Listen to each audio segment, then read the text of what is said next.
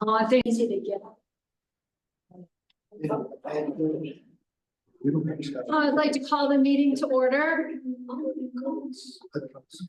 Let me get a roll call of everyone here. Can I simply say that everyone's present? We need a roll call.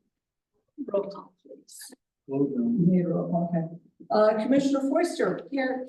Bliss. Here. Meyer. Here. Nelson. Here. Petroselli. Present. Clark. Here. Chairperson Montague. Here. All right. All right, we have a work session today. The first one is a presentation and discussion regarding draft ADU standards. And I will hand it over to Max and TJ.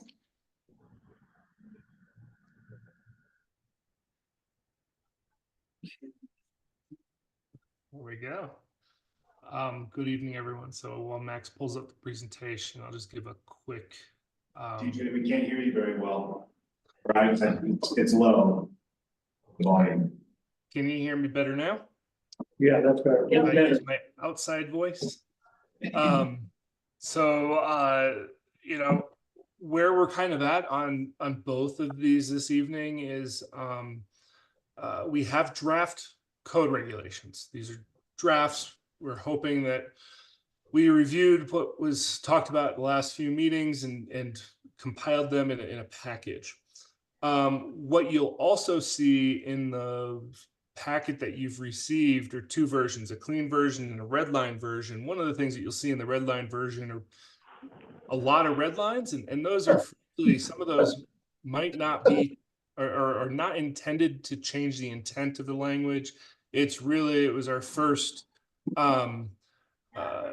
review through the lens of kind of drafting the policy itself, making it more enforceable, making it more consistent with other code language. So you'll see terms where we were using maybe multifamily to change to use the terms that we use throughout the code of triplex, fourplex, multifamily dwelling, things of that nature, so that it ties better. So it might be a little bit messier than we would like, but a lot of it, and hopefully you'll gather that through the presentation, is really kind of formatting and changing some of the terms, not necessarily the intent. So with that, I'll go ahead and turn it over to Max to kind of walk through, and that applies to both the parking and the ADU provisions, and I'll go ahead and turn it over to Max to walk through the changes. Thank you for that excellent introduction, TJ. As TJ mentioned, this is a draft, and much of the content that I'm going to show you tonight is going to not have any red lines. It's not going to have any edits. I'm going to provide to you line by line, and so it gives us an opportunity to walk through it line by line together. Feel free to jump around as well, because some of these slides impact, some of these codes impact others. So don't hesitate to interrupt me and have us jump between these things. So with that, I will share my screen. And anyone who is joining us virtually, feel free to tag along and follow along using the packet you have. These slides are all going to have a page number associated with them so that you can follow along just by the page. Can everyone hear me fine, and can they see the first slide? Yep. Yes. Yep. Awesome. All right, let's get started. So we're starting with ADU code update. For tonight's presentation, we're just going to review the existing changes, as TJ mentioned, over the past few months. Lots of QA/QC occurred in this last month, and so we're hoping to finalize some of these minor details as part of this today. And then hopefully by the end of this, we can establish what the next step for this code update is. And just to give you an idea of what that timelines look like, we've been here for a few months now, and it's exciting to see how many revisions we've had and how far we've come from the kickoff. So just to give you a quick summary, we spent the last few months just editing the main draft. And if you remember, in April, we had the opportunity to review some of those density scenarios to really fine tune that cone. So today we'll continue that. So as I mentioned, we'll go line by line. I won't just read the lines on the slide for you. but I will cover some of the details that changed. So with the general provisions in the ADU section, one of the things we added in here under B, that last sentence, all points toward the concept that we are encouraging long-term affordability. It's a really important goal, and we had to make sure that that was adopted as part of this. The other minor change in part of this that we'll have to discuss with the town building inspector is this last section here, E, where we want to reduce the plan review fees. We know as the planners, we know that we can have the capacity to do so. However, as part of this, we'll have to have a discussion with the inspection team and see what kind of fees they can, or our assumption is that we cannot reduce those fees. So we need to discuss with the building inspector and make sure that the fee language here is consistent with what they work with every day. With that, did anyone have any comments, questions about these provisions? I've got a question. You kind of jumped right to the second page, and I was trying to add some notes on the first page here where it says the ADU standards, and I was looking at item number E, and it says platted and dedicated open space to be reviewed by the town attorney. What are your thoughts there? What kind of didn't? I was looking for more information there, and I didn't read it in the next page. Yeah, it's exactly as the note and suggests. Part of that language, as we're not sure what open space would be compliant with the setback reduction, and I'm sure TJ can give some more details here, but we just want to be careful with that language, right? What is considered open space, or is it just vacant, or has it been gone through subdivision process yet? It's an idea of what is considered open space mostly, but we thought the attorney would have best advice on that. TJ, do you have more on that? Yeah, you might remember last month, we kind of had a little bit of, we had a decent conversation on this, and the language that we kind of used coming out of that was platted. And what I just want to make sure of, and what we put in the language right now is dedicated / platted. So we just want to come up with a term that makes a little bit more sense to make sure that it's meeting the intent that we're talking about. And so whether it's platted or dedicated, we'll come up with, we'll work with Bo on just making sure that that language makes sense. I think that answered my question. I mean, I agree with what you're going. I think it needs to be real open space, not a vacant lot. Right, exactly. So we just want to be careful about that. Platted open space is a pretty good determining factor, I think. Yep. Just making sure we're dotting our I's. And, not something that's future subdividable. And Right. I think by being platted open. Well, and Jack, that's actually a really good point, that if it's just platted and not dedicated as open space, it could be replatted. Yeah, I think platted open space is a good terminology. I like that real well. I mean, because That's good enough. You don't need it to be dedicated. You just said that. I know some of that open space is not dedicated. I mean, dedicated means it would be dedicated to the town. I mean, if it's like, I don't think the open space at Soul Ranch is dedicated to the town. There's open space in Parkside that's dedicated to town. There's open space in River Park that's not dedicated to town. So I think dedicated is confusing. I think if the plat says it's open space, that's a pretty high standard. But it's, as you just pointed out, it still makes it replatable so that it could be developed. If it's not. But they'd have to go through us. True, but. But do we want to just prevent that from occurring? If we say it's platted and dedicated open space, then it remains such. Yeah, I don't see this. I don't really see this. This is an issue, John. I don't see them ever replanting any of that open space that I know of be subdivided in the future, but maybe that's short-sighted. I'm not sure I feel strongly either way. I just think it's important that we realize that that's what we're saying if we're not restricting it to just dedicated space. But answer my question. It's pretty unlikely that platted open space, at least in Ridgway, could eventually be developed, but it's not possible. Oh, I think it's possible. You get 50 or 60 lots for open space to get those people to agree to let somebody subdivide that is pretty high bar, but I never assume it. Smart. Well, and if I may just jump in, that I think we're talking semantics. It's Yeah. if it's a plat note and how it is and who's it's dedicated to, that is exactly the reason that we're spending 5 minutes talking about it right now is exactly why we want to make sure we're consistent with Bo.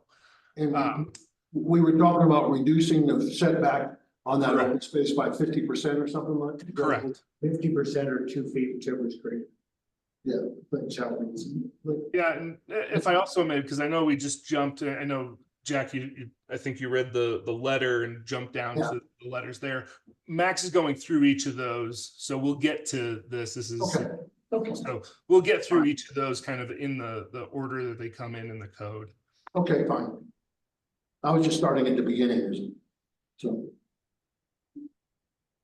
So if we have comments about any of these provisions, we should wait until they come up on the screen before we bring them up. If we're gonna get through it tonight, that might be a good plan. I was a little, I didn't think that was good for Max to say interrupt anytime. I'm like, oh, good God.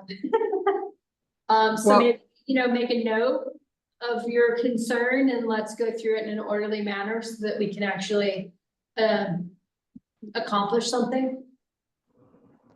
Well, I have another question already. So on the page 1 of 3 on the accessory dwelling units to general provisions, and we're talking about lot sizes.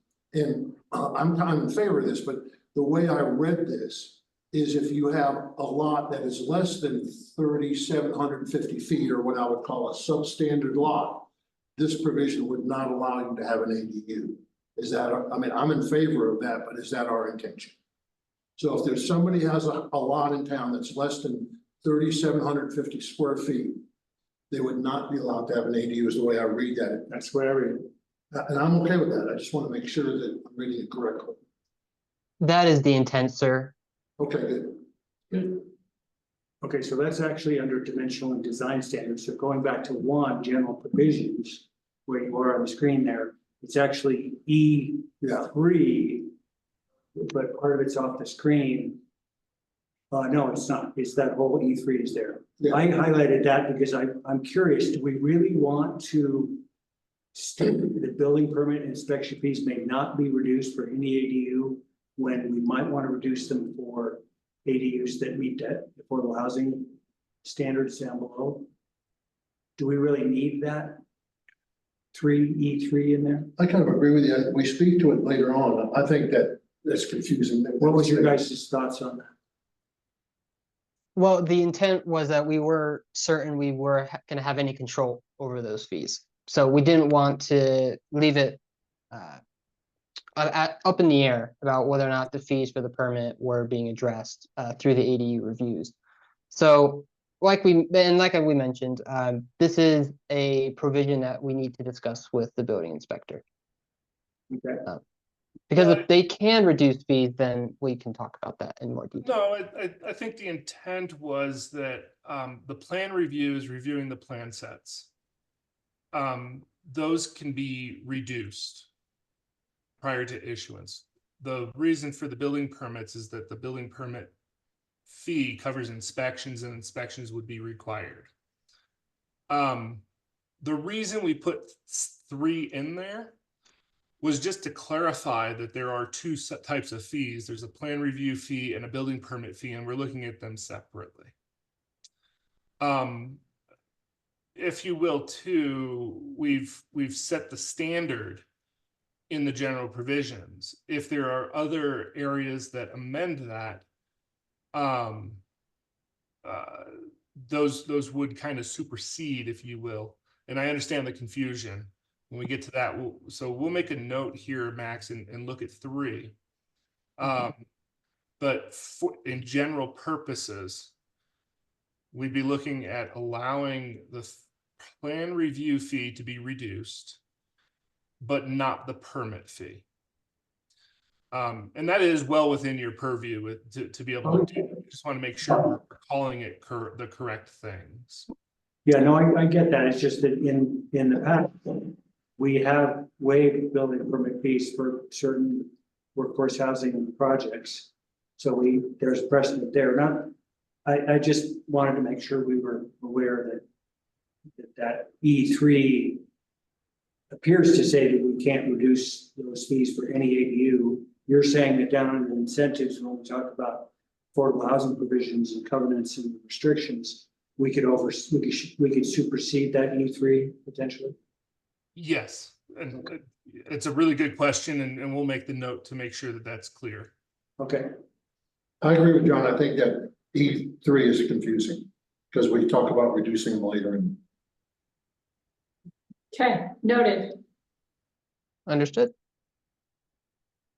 any other Okay. provisions? Sounds like we can move on to dimensional and design standards. Beyond what, Yes. And I think the only thing for this slide is that has certainly changed is like we mentioned earlier, that ADU or any ADU is not permitted under a lot, not permitted on a lot that is less than 3,700 square feet.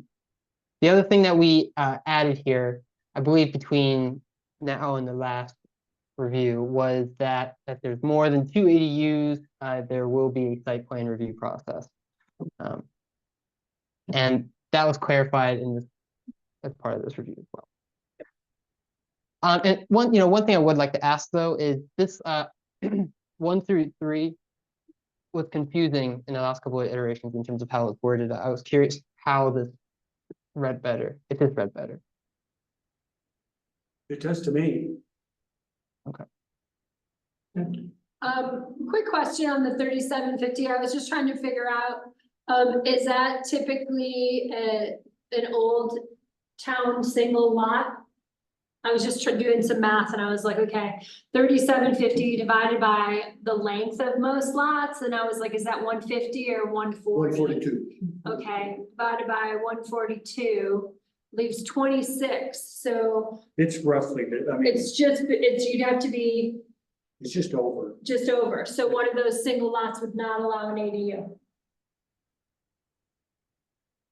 Is it just over? What was the calculation? Because No, I think the 3750 allows, that's a, I took 3750 and divided it by 142, which is the typical length of a standard town lot, single lot. Town lot is 25 by 142 and a half, isn't it? Okay, so Mm, you would not be able to build an ADU on that, which I think is appropriate, but I just want to be clear that that's what we're saying. I thought our intention was to allow ADU on a single lot. If that's the case, which I think we need to lower that number. That 3750 number. The lots in town are 25 by 142. And then sometimes the corner lot in the HR district is 33 by 142. The smallest lot, I think, in the whole town is 25 by 142. Correct. So that would not allow an ADU, and I question if we really want to allow ADUs. That's a small lot. That is a shotgun house. That is Well, great. I think allowing an ADU is appropriate. The problem is that the house, if you don't have a sprinkler, it's only 15 feet wide. I think Yeah, that's the rub, is the side setback. The depth, we can do an ADU. The depth, especially if there's an alley, the ADU in the 142 feet is easy. It's just a skinny little house. a 15-foot wide house. I think from a practical, 19 foot wide for sprinkler. It's pretty narrow. from a practical standpoint. I built a 20 foot wide house. Most of the lots that would be in the 3,000 to 4,000 square foot range would have occurred by somebody splitting 3, 4, 5 lots. Which right, would not split the blanket lots, and keep the town platted lots. So, if we're okay with a lot that's 50 by 65 or something like that would be about 3,250 or 3,500. I honestly don't know of many lots in town that are solo lots that people own that they could put an ADU on. But I suppose, certainly suppose it's possible. There are numbers of people who own 2, 3, 4, 5 lots. But what I think we're most likely to come up with is people with a 50 by 60 some lot, that they have. Are we okay allowing that? Personally, I wouldn't be particularly thrilled with, with a single town lot, 25 feet wide and 150 feet long with two structures. That does not make sense. Which is what this basically says, which I agree with, but I just thought I'd put it out there. I understand. I mean, I can't think of an example, but if you had a house, maybe a garage on the back where the alley is, would you be allowed to put something on top of the garage? Yeah, that's Depending all on doable. what we say the limit is. Well, so if it were a single lot, this would say no. Yes, I believe that this says yes, the 25 by 142 is 3,750 square feet. I guess what I'm trying to make sure I understand is, it's highly unlikely that there'd be room to put it, but if somebody had the ability to put something on top of a house or a garage. Would be allowed. Would be a single car garage. no, we wouldn't. To not have sprinklers. Well, I think, Just to give you. yeah, the width issue is a whole nother issue, but I think our intent was to allow an ADU on a 25-foot lot. I thought that's what we've been talking about, and that needs to be a number of 3,550 square feet minimum, not 3,750. We're off by 200 feet. Right. That 200 feet excludes the normal 25-foot lot. We're going back and forth on if we should allow one on that narrow of a lot. And can I, Yeah, this so- isn't official, but can I see a show of hands of people who are opposed to that? Opposed to, Having an ADU on that narrow of a lot? Historic town law. Got 4, and then I'm not opposed. I'm in favor of it. Jack and John are in favor, Pamela undecided, I have 4 people that think that's too small. One thing, just to go back a little bit to my point, is keeping it at 3,750 would prevent people from building ADUs on a buildable town single lot, 25 feet wide. But it would allow people to do a 60 by 65 foot lot. If they're subdividing their 3, 4, or 5 lots. And that sort of kills 2 birds with 1 stone from my view. So it allows that, but doesn't allow an ADU on the 25. I think the thing that's attractive about a 25 by 142 lot is that it has an alley. And an alley makes that ADU above the garage livable. If there was not an alley, again, a 25-foot lot, you could not put a house and get, can you put it? it'd be awkward getting to that ADU. I think we need to remember that, from my perspective, we need to remember that we went through an exercise a few years ago where we basically potentially doubled the density in the town of Ridgway by allowing homes to be built on a single miner's lot, as I always call them, the historic lots in town. And at the time, we talked about how any single family home on a lot in Ridgway would technically allow an ADU. I think they're allowed now on a single town lot. And when you look at the idea of just trying to accomplish workforce housing and housing equity, density is a key. It's a huge key. And I look at their neighborhoods in Boulder, they're so incredibly dense. And they're attractive. They're like homes tucked back in some of the historic homes. And, I understand the concern. I just think we need to kind of be bold about how we're trying to address workforce housing. issues. Well, and that's why, because I was like, there's, you know, if you put a 400 square foot tiny house on a single lot, it would fit. And if somebody's willing to live in a tiny house. At the moment, you can't put that first. You'd have to have the structure there already. Yes, I'm 100% in favor of what John just said. I just visited my daughter in Oakland, California, and there's ADUs on everybody's property. And I just think it's a way to get affordable housing accomplished. And I thought that was our goal. Here's the thing. I think excluding an ADU for 200 square feet of lot area is ridiculous. All right, here's another scenario. I buy a town lot now, and a typical town lot is made up of 2 of those single ones, right? These days, most lots are at least double wide. So then I look at it, It's not, that's not the case. Here. Right. There's no most lots. A lot is 25 feet. I thought we were getting away from the old town lot definition. Where does Where that you come used from? 2 lots. The town used to Take have you to know one house. Right, but I've been told all through, since I've been on the planning commission, we're getting away from calling that a lot. Well, you're No. talking about the legal, the lots and legal descriptions, and so, that's what. I'm confused by that. What, I mean, a lot's a lot. What, Well, because, sorry, what I was gonna, I think what you're getting confused by is that for I don't think I'm confused. decades, well, I think you are, because for decades, the town required 2 minors lots, 2 25-foot lots Yeah, to build a home, I get that. I'm not confused. 50-foot frontage. Got it. We don't require that.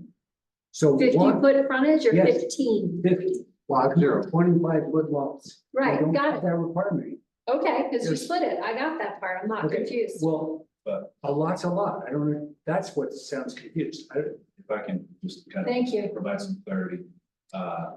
So my house, for example, whatever block it is, lots 3 through 7 in the legal description, but it's one Parcel. parcel. It's really one lot. That's what Michelle's talking about. Trying to- No, it's one parcel. I think semantically, what she's getting wrong is that multiple lots with a house built on them, like my house, which is like 2 2/3 lots. It's really weird. Because it was subdivided at some point.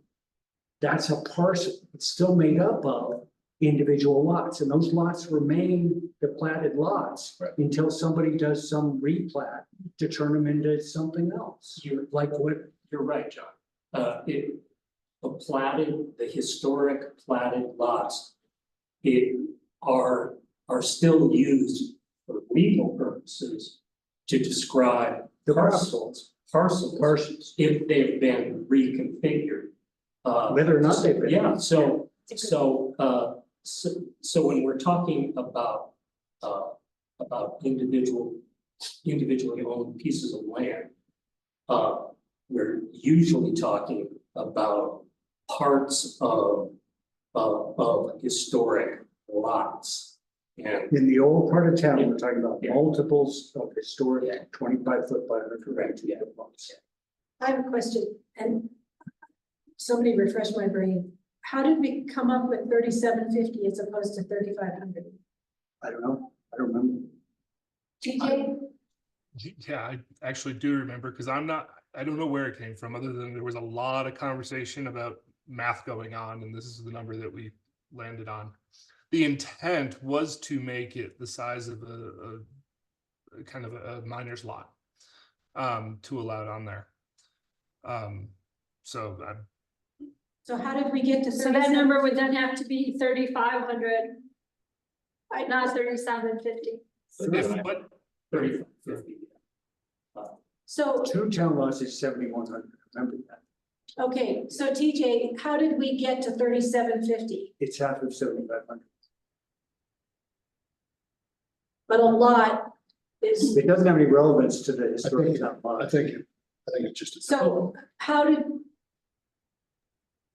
How do we get to How does- 750? yeah, He answered that. He said it was part of a past conversation, a lot of arithmetic was happening, and they ended up with 3750. Yeah, But he also just said that it was meant to include all town platted original lots, Right, which so- aren't actually 3750, that are And 35. the reason I'm re-asking that question is, I'm like, well, how, there was a conversation, but how do we? You know, understand why we, I am, and I don't appreciate it. because it seems to be causing us problems. As opposed to 3550. What's your confused about? Well, I can be persuaded to go 3550 and just, allow. Excuse me, can I What maybe, can I do to persuade you? I'm Hang thinking. on, No, TJ's, okay, go ahead. can I try to make a suggestion? If where the conversation is going is that, to summarize, it sounds like we want to make any legal lot allow an ADU. Is that, We're not even clear on that because 4 of us did not want to do that. well, no, here, let me clarify, because You're asking, okay, Hang on, I Go changed. ahead, let let TJ finish. TJ, Let TJ let's let TJ, go ahead, TJ.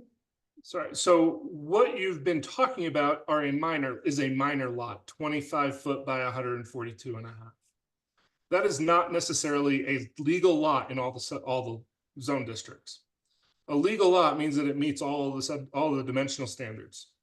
In 2 zone districts, MR and HR, a lot can be 3,000 square feet. So I just blew this whole conversation up, because if you're looking to, you're thinking, I'll put it this way maybe, and not to be offensive, you're thinking archaically. What we're actually seeing a lot of right now, people who own 3, 4, 5 of the minor lots are wanting to re-subdivide them. They are allowed to re-subdivide in those 2 zone districts to 3,000 square feet. If the intent is to allow ADUs on a legal lot that allows a single family home, then that should be 3,000 square feet, because that's the minimum lot size for a legal lot in town. thank you. Thank So I you. guess I want to try to shift the conversation from a minor's lot or the original plat and talk about, because the configuration can be anything. We're talking about the density, if you will, the square footage of the lot. It could be 50 feet wide by 60 feet deep.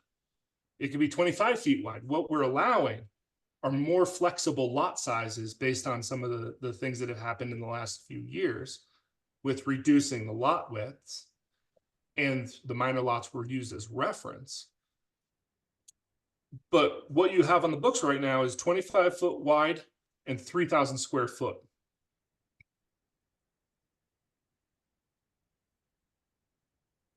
Okay, so that's helpful background on the discussion about how to deal with this standard here. Mhm. I think I heard at least one of the people who was against having ADUs on a typical platted old town lot had come around. So is okay with it now. So where does that leave us? I don't know, Pam, have you decided where you're at? Well, the note I just wrote when TJ was talking was focus on density, not just lot size. So I'm okay with it. Because there is no one definition there are multiple definitions of a lot size. Yeah, I'm okay with it. But maybe up to a restricted amount. Yeah, so that the next question becomes, do we make that number instead of 3750, do we make it 3550, or do we make it 3,000? Because as TJ pointed out, that's the minimum lot size in all the districts that support housing, right? Yeah, because do we want the maximum ADU size on a lot that's only 3,000 square feet? I mean, And I'll point out again that there are going to be other provisions that will restrict the size. Lot okay, width, if there's an alley, if there's dual frontage, okay, corner lot, right? A lot of things. And so I kind of, not to belabor it, but move the conversation back to, do you want ADUs as an allowed use on a single family lot? Yes. Forget about the rest of it, sort of, right? Because the So market, if point you out- will take care of that. The fact, you know, those- what John's, sorry, what Jack is talking about, the need for sprinkling, if the setbacks, if they're within 5 feet of or 3 feet of the property line, that will all take care of itself. Right. Through the site planning process. So I'm willing to say, yes, I'm okay with it, but I want to make sure I agree with that as we go through the rest of this. When I understand the parameters and the restrictions. 3,000 or 3,500, On every lot. no matter what the size. It's an approved lot. It is, by definition, it has to be 25 feet wide and at least 3,000 square. Well, on MR, there's no MR zoning with 25-foot lots in it. We have one, I think it's on one piece of property in town with MR zoning, it's not platted yet. So if MR allows 3,000 square foot lots, we'll see that plat as it gets platted. HR is, we have HR lots. I don't think we have any MR lots platted. Just that one. We have one that's 12 acres. So TJ, I'm willing to say yes, but I need to make sure I understand as we keep going through this. What do those definitions then look like? And are you guys still no's? We can come back to a little. I am. Let's keep going. Okay. So it's ahead by a very narrow margin. Well, very well. We'll And I'm make not- note. Oh, sorry. No, Go ahead, Max. Okay. no. Moving on. All right. Well, we'll move on. We'll take note of the reducing that lot size and provide for the next update. This is the dimensional standards continued. Most of these we have wordsmith for the most part, but the we talked about already that open space dedication, setback, and we'll have to confirm that with the attorney. So outside of that conversation, is there anything else? I want to talk more, a little bit more on the dimensional stuff. I read this pretty diligently and, I just want clarity here. I'm not trying to sway anything. We're allowing ADUs for single family duplexes and triplexes. So there are some triplex lots in Soul Ranch, there's some triplex lots in Parkside and triplex lots in River Park. One of them in River Park is actually for sale. So the way I read this is if a triplex lot wanted to have an ADU per unit, they would be required to go through a site plan process. Whereas when you say more than 2 ADUs on a lot, is that per unit? I think it's a little bit confusing. So on dimensional standards, paragraph number 2, A3, it says all properties that propose more than 2 ADUs per lot shall be subject to a site plan review. But we're already saying that on a triplex lot, they can have 3 units. So I think we need to, I'm not fighting this, I just think we need to clean that up. I don't, I think it's clear to me, a lot is a lot. If a lot is a triplex lot, so it's a single lot that allows a triplex, thereby single allowing 6 ADUs, it has to go through a site. I'm not opposed to it, this is just one that I think it's clear. Again, it gets back to, I offended Michelle and I apologize by saying you were confused, but it gets back to the discussion of what is a lot. Well, you were saying that would be a parcel, not a lot, No, and now you changed it. No, I did not. A lot is a lot. What Jack's talking about is a triplex lot in the parts of town that are subdivided that aren't minors lots. The distinction that's different here is the historic part of town is chopped up into these little minors lots. And usually a multiple of those lots makes up a parcel, and that's what people's homes are. parcel or tract. That's what's confused. To me, I mean, I'm admitting that it confuses me too. So like a In his example, a triplex lot is a lot. It's not a multiple of lots. It's one lot that's been platted to allow a triplex. So it technically could have 3 ADUs, and in that case, it would have to go the same. I'm okay with that. And those are the diagrams that Max showed us a couple months ago. He showed us like what different densities look like on different types of properties. Yeah, and I'll add that that is the intent, is that a lot with a triplex could have 2 ADUs and not go through a site plan review, but as soon as they ask for that third one, a site plan would be triggered. We can reevaluate the language and see if there's a more clear way to state this, because if at least one person is confused, there's bound to be others who are confused by the language as well. So I'd like to make sure we're properly addressing the language here.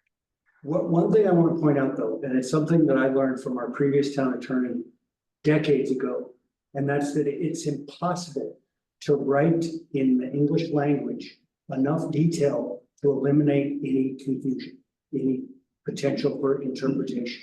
So his philosophy, and I still try and bring it up every time something like this comes up, is don't try to make things super detailed. The more detail you put in, the easier it is for somebody to find a loophole, do something different. So keep it vague, give yourself flexibility for interpretation, and then your staff and your council and your planning commission do. So that's what I want to make sure.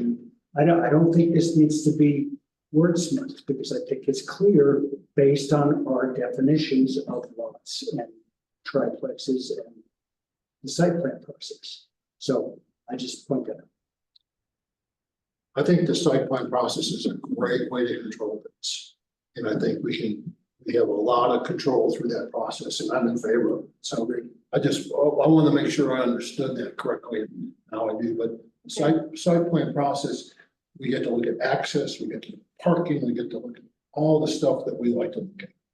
And I go between what John just said and what I think we've done well here is that we also don't want, if it's too loose, people go, well, planning commission's arbitrary, and they just do it this way for so-and-so and this way for me. And Point That's definitely taken, yep. yeah, It needs to be detailed enough so that there isn't, that you can't accuse the planning commission of the town of being arbitrary, for sure. But you also want to resist the urge to just I get really understand. bogged down in details. All right.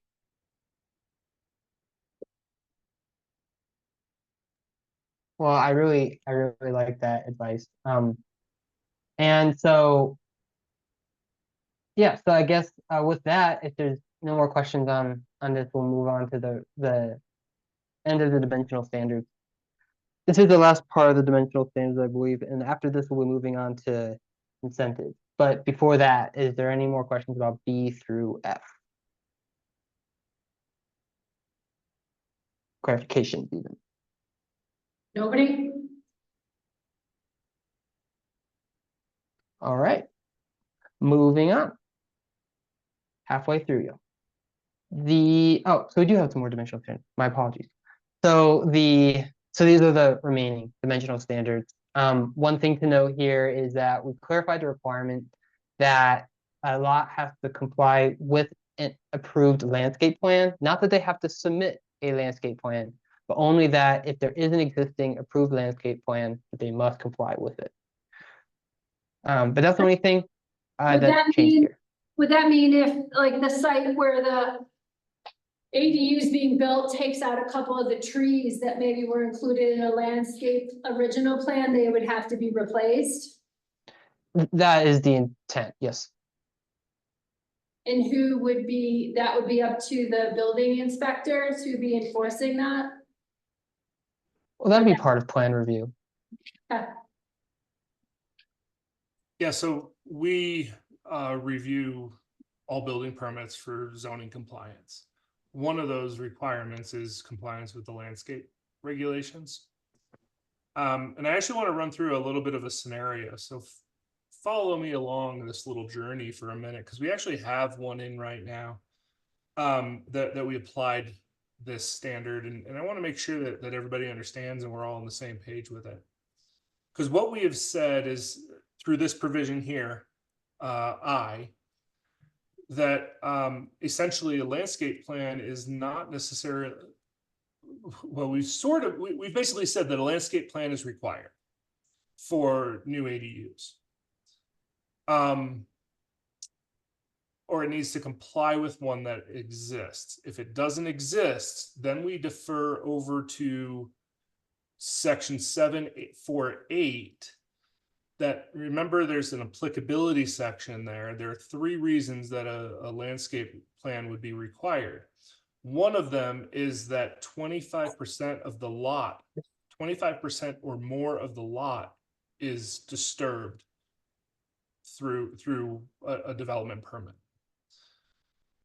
So what I want to confirm is that if a detached ADU is being proposed on a lot with an existing single-family home, and it does not disturb more than 25% of the property, a landscape plan, and therefore compliance with the updated landscape regulations, would not be required.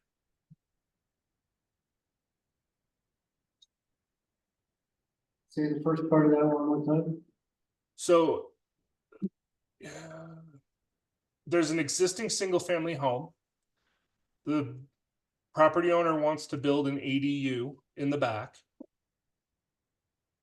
They don't have an approved landscape plan. Okay. Therefore, when we review it, we would then defer to the provision that says 25%, a landscape plan is required if 25% of the lot is disturbed. I think that's fine. Would that include the original structure? And that, so no, right? So we'd be looking at just the square footage of the new building, the new garage, the new ADU, the new structure. What area is being improved?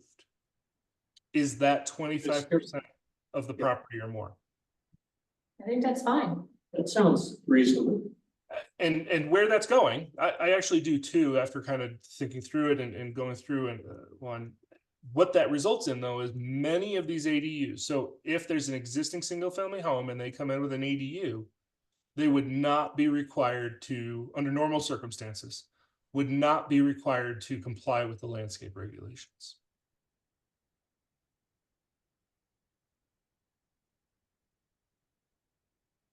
Okay. So if somebody had one lot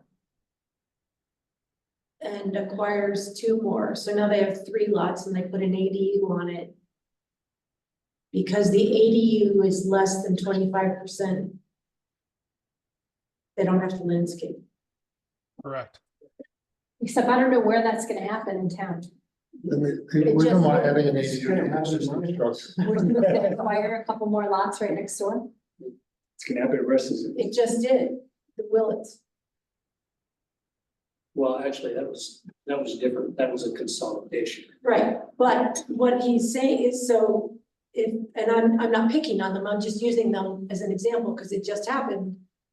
So if they built 1 or even 2 ADUs, they wouldn't, well, because that's, now it's just over 1/4 of an acre now, So So chances they- are they could.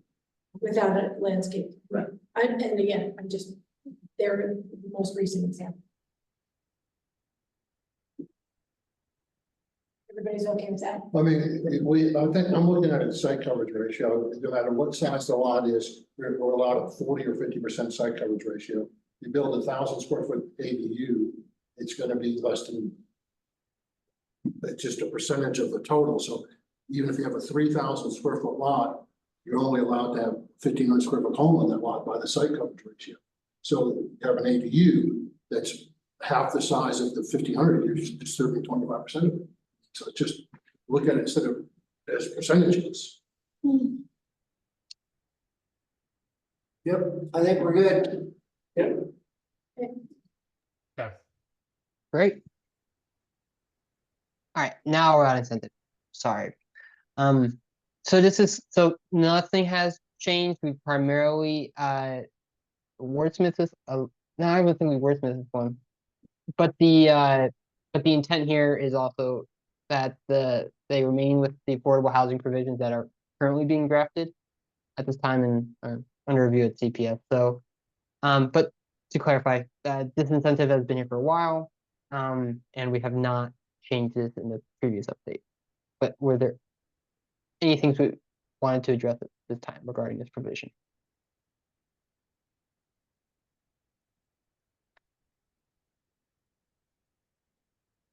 I do have a question, a general question. Well, I mean, it's a specific question in that we are requiring a restrictive covenant to be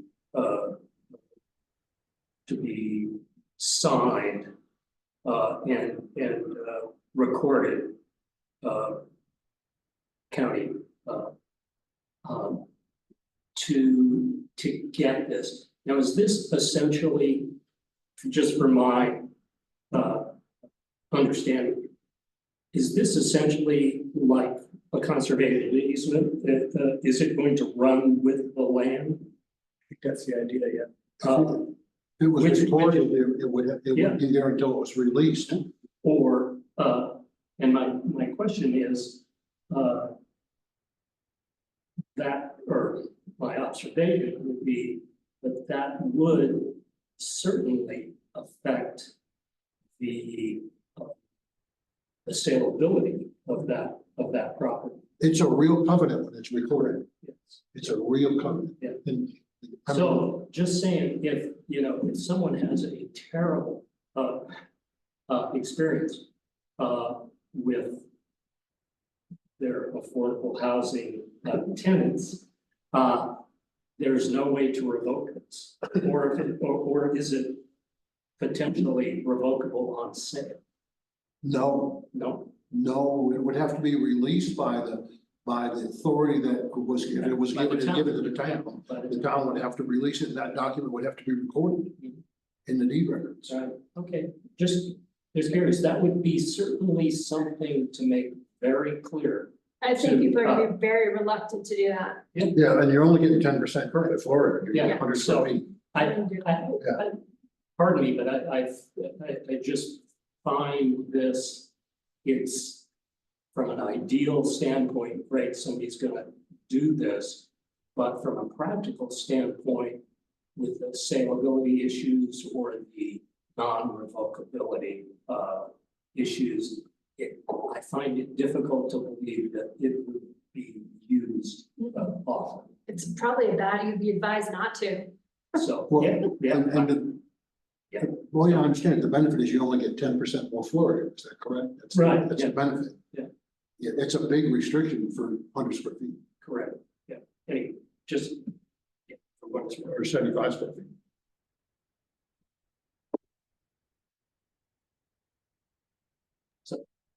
That was, And then- that was all. No, you also, then you have to reporting. Then you have, not only is it a covenant on your deed and a restriction, you have reporting responsibilities with the tenant to the town. Well, the town would administer it like we do deed restrictions, so, yeah. It's It's a- reporting requirements. Do we want to leave it in? I don't think it ought to be used, but I'm not opposed to it. No, I'm not opposed to it either, as long as people know the restrictions and responsibilities. So my recollection of the discussion that led to this was that Jack pointed out the only way to guarantee and track this kind of effort to create workforce housing with deed restriction and whatnot is through a recorded document. So That's the way to do it. I think that maybe in the process that we write up to do this, we might say that, down the road, if there's some problem and the property owner decides they don't want this anymore, that they could petition the town to release the covenant. Because otherwise it could scare people off. I don't know if that's a problem or not, just kind of thinking. Well, if we're just thinking out loud, I think it's a great idea. I just don't think they're getting enough to incur the burden. You know, if the maximum ADU size is 1,000 square feet, 10% is 100 square feet, that's a closet. It's 10 by 10. It's not I even wouldn't a- do it. It's a real small bathroom. Real small bathroom is all you're getting. That's not getting, this one's not the 10%. That's on the landscape. This is Yeah, that's an right. additional 80. Above the allowed quantity, so this is Oh, above and okay. beyond what's already allowed in that previous section. Okay, Yeah. okay, good. Okay, yeah, So I'm not pointing. that's, yeah, no, that So makes it reasonable. both of them would have to be this or just the additional I one? think just one. Just the one. Okay, So it'd be one of the two? Right.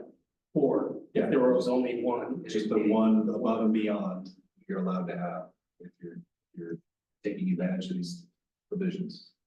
And I don't see this being taken advantage of a lot, but I could see it being taken advantage of in some cases. I wouldn't want to see Well, it intimidated by any means. I love the idea if it creates ADUs, but so somebody builds a house, they get one ADU and they want an additional ADU and they agree to do this affordable housing provision. And they agree to sign the covenant and record it in the deed records. And then they want to back out of it, they still have the unit. We have to make them tear the unit down. They got a free extra unit, so how could we ever let it back? So yeah, that's a good point. That's a Yeah, good. that is true. I mean, because then If they that'd be go great for if you two, could back, yeah. if they go for two,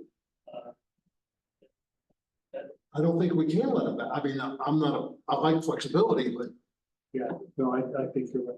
So they could petition, but that doesn't mean they have to grant it. And so we would want to tell them, like, with you, I wouldn't vote for it. And that's what I'm saying. Yeah. They can petition to have it removed, but it doesn't mean, we would be crazy to at least. right. Maybe they give us the unit. Well, that's like anyone with a deed restriction doing the same thing, trying to petition yeah, the town council or anybody to relinquish it. Similar. they have the right to petition. Well, I think they would, they'd have to forfeit the unit, but that's, we get in the weeds. Well, I'm all for leaving it in and just Seeing how it goes. seeing how it goes. Exactly. Right? okay, great, let's go. Let's go indeed. I was happy to hear that conversation and I think this is a excellent step forward. And I am also interested in seeing how this impacts ADU construction with the rest of the town. So moving forward, the next landscape, so this is the landscaping incentive. I do apologize. I noticed an edit right as I was beginning this presentation. We did remove a third standard that would allow you to get that 10% adjustment. We removed that one regarding having no artificial turf, which as part of that discussion, we understood that that's not practical to never have artificial turf. So we removed that standard and there's now two standards, one of which you must comply with in order to get that 10% reduction. Another thing that was changed here was the total square footage of turf that is utilized for live ground cover was reduced from 2,000 square feet to 750. TJ, I can't recall what the exact value was, but the reason being that 2,000 was exceeding the requirements already, so it made no sense to keep it that high. Is that correct, TJ? Yeah, the current requirement in the landscape regulation limits turf to 1,500 square feet or 10%, whichever is less. So the incentive needs to be less than that, and that's why we reduced it to the 75. So if they're providing less than the minimum required in the landscape regulations, that's the incentive.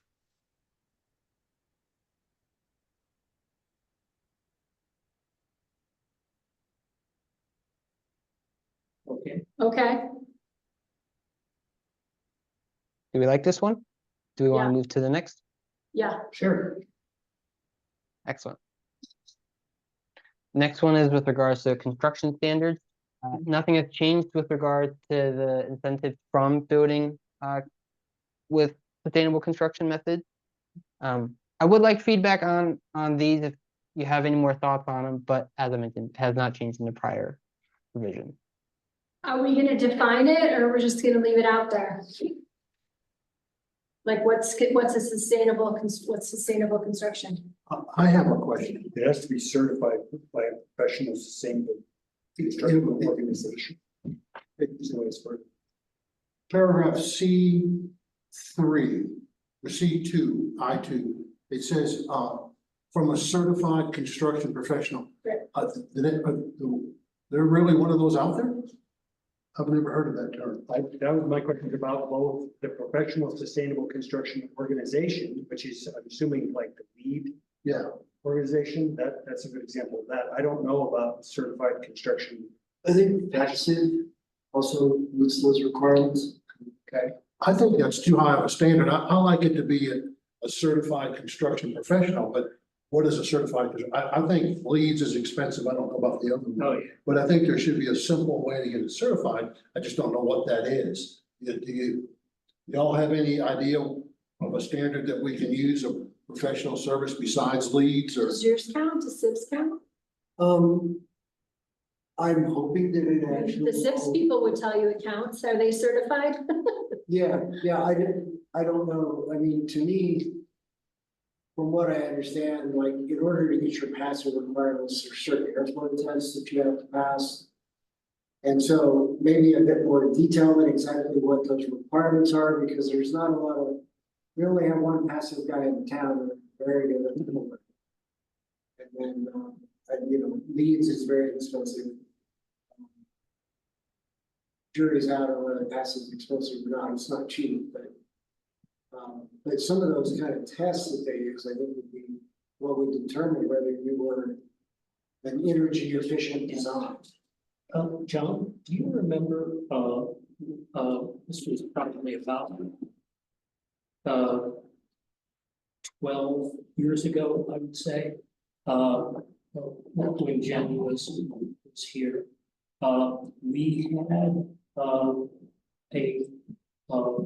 a group come in and do some tests on various houses. I know we tested my house. My house was tested. I think so was Jen's, so was a couple of others in town, newer construction as well as some older construction. And just wondering if you remember who did that, because they had we had blower tests, and there was monitors and there were printouts of the tested available. And Kim Wheels with Lotus Energy Solution does that. okay. I think that's probably she did my house years ago. But the problem is you guys are talking about tests after the house is built and this is 200 square feet. So you're gonna add it on after you build the house? How does that work? I don't know. It doesn't make any sense I'm just saying. the test- unless I'm confused. No, I'll stop you. TJ and Max, what are your thoughts about quote unquote professional sustainable construction organization, quote unquote certified construction professional? Well, you're probably not going to like it, but going back to the quote that you brought up earlier. You guys just make. I guess, well, what I would say is that what this means is it puts the onus on the applicant to prove that it is. Then it is on staff to interpret and say, yeah, that either is or is not, right? And then if there's a disagreement there's an appeals process that would then ultimately come to you all as the planning commission, I believe. I I think built the SIBS house and the SIBS guy that was selling me the SIBS panels would sure write a letter saying that this was the certified whatever. well, I'd like to believe, Michelle, that those people who are reviewing the plans are a little bit more keen than that. and You guys, it's gonna get put on you? well, it's part of that, right? It's part of the planning review, it's part of the building permit review. When we do, the other part, like when we bring when things are found through the review process. Today was a good example. We found something in a building permit that didn't really make a whole lot of sense. We brought it up to Preston. And if we need to, we bring in the brain trust, the dream team of the engineer, the attorneys, and make a sound, reasonable interpretation. So I think first, I'm not familiar with any other certified profession other than like LEED, right? And we all know that LEED is very expensive and kind of it kind of is opposite of what we're trying to do, right, from a cost standpoint. So I think leaving it vague allows us the opportunity to see what comes in and interpret it. And then if we do need to put some tighter guardrails on this, we can put some standards. I'd be hesitant to get too far. We toyed with this a little bit. Do we put standards? Do we say what that means? And really, we want to open it up to be creative and flexible. So at this point, the way that it would go through is it would be interpreted, it would be on the onus of the applicant to submit and say, hey, here's what we're doing to get our extra 200 square feet. And then on staff side to review it and verify that it meets the intent. I still struggle with that because you've got to have all your plans in place to present it to staff. Here's something normally Oh. while we're talking, National Green Building Standard Certification. So this exists. There is something that was built in Boulder that meets it. And it is recognized by the National Association of Home Builders. So we can look into it. Yeah. National Green Building Standard. I'm comfortable with what TJ said. I mean, I think, Yeah. I'm trying to create affordable housing here with these ADUs, so by having it have to go through a lead process or a lead analysis is frightening to me. So I think there needs to be a simpler approach and something that's not as expensive. But my problem is with the order and the way it would work, right? Okay, I'm gonna build a 6 house and I think maybe that will work. So I design my whole house with the extra 200 square feet, pay for all those designs, all that engineering, all that stuff. And then I come with my application and you guys get to decide whether or not I can have the 200 square feet or I go back to the drawing board and spend and pay that expense I again. don't think that's what, I don't think that's what TJ is suggesting.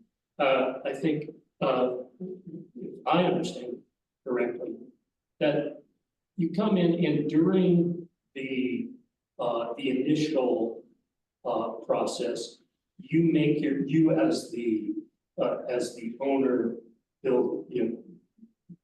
builder of the house, make your case that, listen, I've gone to this, I'm going to employ this architect, or I'm building to these standards using, X. And be fairly specific about what your energy efficient building is going to be, and let the staff just decide whether that's meeting this criteria. It's not like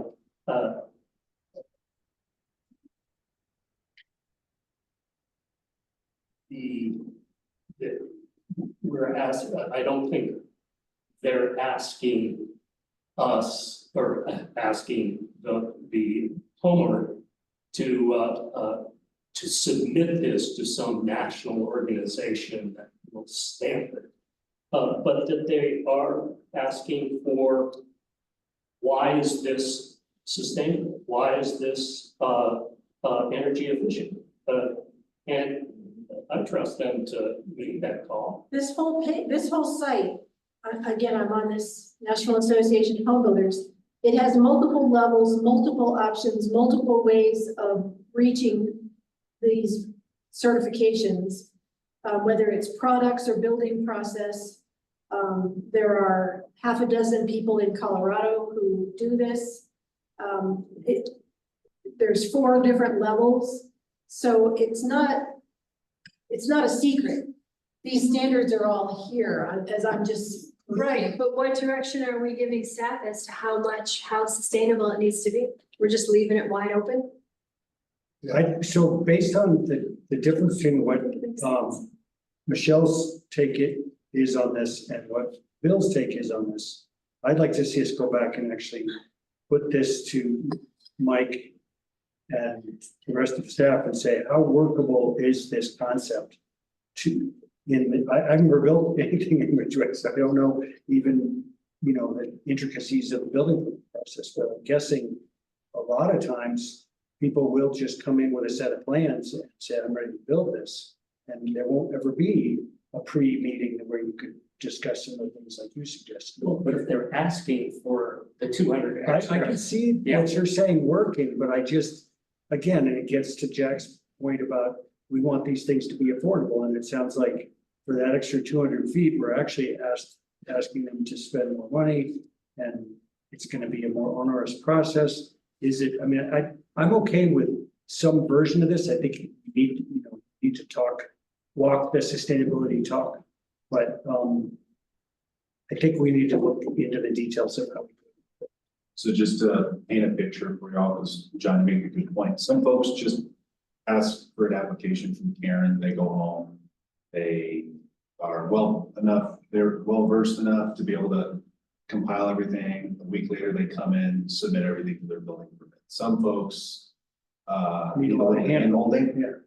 Nothing wrong with that, but they ask questions, they meet with Mike and such, and that's what Bill was talking about. If someone wanted to, or I think, wanted to take advantage of this extra 200 feet, if I were, and everyone's different, I would come in and say, hey, how do I make sure that I'm eligible for this so that when I get all my plans developed, it's all for nothing. You guys tell me that this professional sustainable construction organization is bogus or something. So what TJ was laying out, I would concur with, leaving it a little bit vague and ambiguous, because as Pam was pointing out, there are a number of organizations, companies that could fall within that category of a professional sustainable construction organization. But what we would probably ask for if someone took the time to say, hey, I want to be eligible for that extra 200 square feet. Okay, well, put a quick narrative together about who these companies are, who this company is, what you're planning to do for us to evaluate and give you the yes or no now before you get your plans done. Correct. That's how I envision it. TJ, just kind of thinking out loud, but I think that would be something that we would implement up front. I mean, is it unrealistic to say that the town could say if you use SIP panels, that you would be approved, if you use ICF, you'd be approved? I mean, I think there's some off-the-shelf stuff that would be significant. Like a SIP panel ADU or an ICF ADU would be a significant energy improvement over a stick built. Yeah. Well, and this But I one think could- just having them make that pitch to staff is And this program even has a scoring spreadsheet.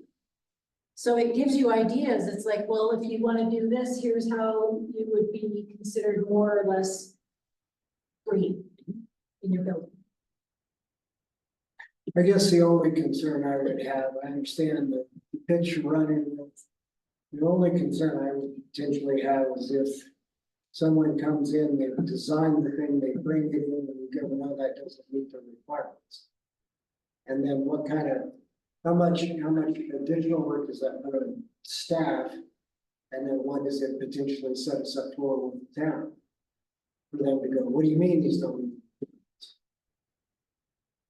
I think John's on a point. I think we should develop an outline. Like if you want the 200 square feet, you need to look at these issues. And I think we can be a bulletproof one-page deal that we can hand out. We want a higher energy, a higher insulation rate in the roof, or we want ICF, or we want SIPs, or whatever we want, we'd ask them. So if they come in like Preston says, and they submit a plan all ready to go, that's the house they want. They've agreed to it. That's what they want to build. But if somebody comes in and says, oh, how can I get this 200 square feet? Say, need to work on one of these. So I'm comfortable with that. Like, I get the vague part, but I just think it's too vague. And, you know, Pam's talking about the pointing spreadsheet, but we're not even saying that we're using that. So what are we, you know what I mean? I just think, and go to Mike, well, what's Mike gonna judge it by? Is it just, it just seems kind of random.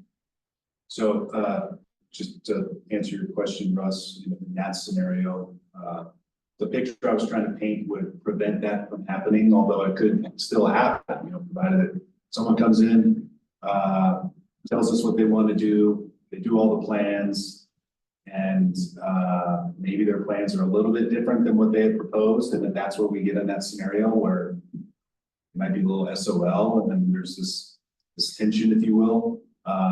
I think at the administrative level, that's where we would need to develop some sort of more formal process, maybe by way of a letter or a checklist or something. TJ, you might be able to help me out, but something to indicate we've reviewed thoroughly what you've proposed by way of this proposal for something that meets professional sustainable construction organization standards. Here's what you've presented to us. Here's what we've signed off on, provided you give us some engineered plans that fall in that, you're good to go. Anything outside of that, we haven't talked about. So don't bring that in. Right. You know what I mean? I think there's some internal controls and mechanisms we have for that. That would be a little more administrative, but important to avoid them. I don't know, TJ, what do you think? We haven't heard from you in a while. Yeah, no, it's good conversation. I think, I don't disagree with really anything that's going on. I guess my only concern would be if we followed anything, what's that preventing? Any one of the standards, if you will. I guess to your point, where my mind has been going, Preston, is that maybe we make an amendment to this that says something like, when an applicant, comma, in the opinion or in the discretion of the town manager, comma, meets the applicable sustainable construction standards, right? So we put in there that it is determined by the town manager whether or not those standards are met, and we can, as you mentioned, come up with internal protocols or policies or checklists for that. The other thing, if we wanted to get even further, we could say we could require that this be approval of this incentive be provided or be issued in writing prior to submittal of building permit. Therefore, if they come in at building permit and want to do it, that's that they didn't do that, or the risk is on them that maybe what they're proposing doesn't meet it. And we clearly say that you need to get this, it's a separate kind of submittal and review by the town administrator, town manager, prior to submittal of building permit. I also question how much staff time this is going to take up. Like, do you have time to deal with this, Preston, with everything else that's on your desk? I appreciate the question. I don't see it as too cumbersome. I mean, I'll be honest that I think 95% of the ones that come in are going to meet it. You know, it's going to allow flexibility. I think we're allowing, but to the conversation earlier too, I don't know if the incentive of 200 square feet is enough for somebody to do some other type of construction, 2x6s instead of 2x4s, or 2x8s instead of 2x6s, to get the 20% bonus. Yeah. I don't think I think it's something they're gonna wanna do. I don't think the 200 square feet is enough incentive to do it. They're gonna have to wanna do it in their heart. To Right. do something sustainable. So they're already that person. And I think I almost look at this area kind of going back to the question of, the concerns, I guess, is that I almost see this subsection C as a pilot program.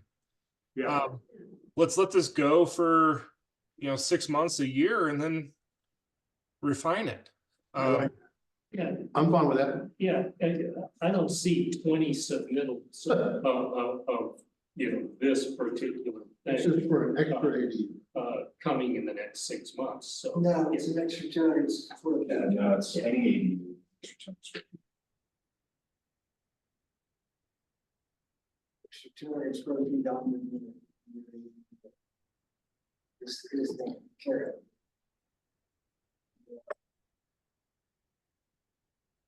Okay, Well, very good. We'll move on to the So occupancy. Just for clarity, that means if they met this, they could have a 1,200 square foot ADU max. correct. Yes. Correct. Sorry, just to clarify kind of the conversation, are we okay with, do we want to make a couple of changes to to clarify that this be administrative process? That sounds reasonable, that. Yeah, I feel like the professional, sustainable construction organization and the certified construction professional are kind of vague. Not too big. So yes, that would be great. I'd say at the discretion of the town manager would be sufficient. Or something to. Or something to that. Or his designation. Quote or something. Well, it certainly won't just be something, but I certainly agree with the thought that we need to get ahead of it before they waste a ton of time on design. So we'll make, like Teacher said, we'll make the note and think about ways to make this less vague. So moving on, the next slide is on ownership and occupancy standards. And for some reason, I think working. All right, did everyone see that ownership occupancy standards on their side? Yep. Yep. Well, so this also hasn't changed since the last revision. However, we are specifically requesting feedback and discussion on this item because we've gone back and forth on this the last few months. But as it stands, one dwelling unit on the property is going to have to be owner occupied. And then if there is, and if the ADU is rented out, or one of the house, or if one of the dwellings is rented out, then the minimum lease is 90 days. That's as it stands. And I was encouraging we go to 120 days. And I think we landed on that. Did we? Okay. Yes. And did we decide that it has to be owner occupied? Yep. Yes. Yeah. I'm comfortable with all these. I mean, I'd rather have it more than 90 days, but I kind of acquiesced in one of the other meetings, so I'm comfortable with all these. I think the 90 days is a season, and people often rent by a season, so. I think Yeah, that's- I'd like it to be more than a season to get more school teacherish, but. Well, I've already- this isn't gonna preclude longer, it's just, this is It's just as a minimum, yeah. I think it's a good. Yeah. I like Yeah. it. Works for me. I think we had this discussion last time. I'm okay We with it. did. I prefer 120 or 180, but I'll live with 90. Do you really? I think the majority is good with 90, so we're gonna keep going. Awesome. All right, then we'll move on to a very small one. And this one hasn't changed at all, but this is and this is also one that's been in the it is in the current code. Excuse me. No proposed changes here in the past few months. If there's any more thoughts on this, you're welcome.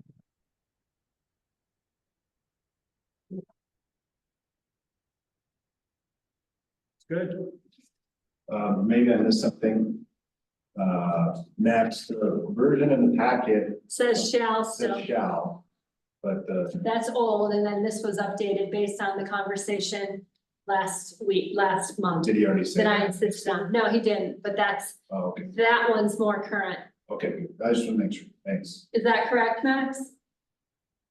Our packet still says shall be served off of the water or sewer tap fee. We had a lengthy heated discussion about this, and I believe you changed it to what's on your presentation, which says maybe.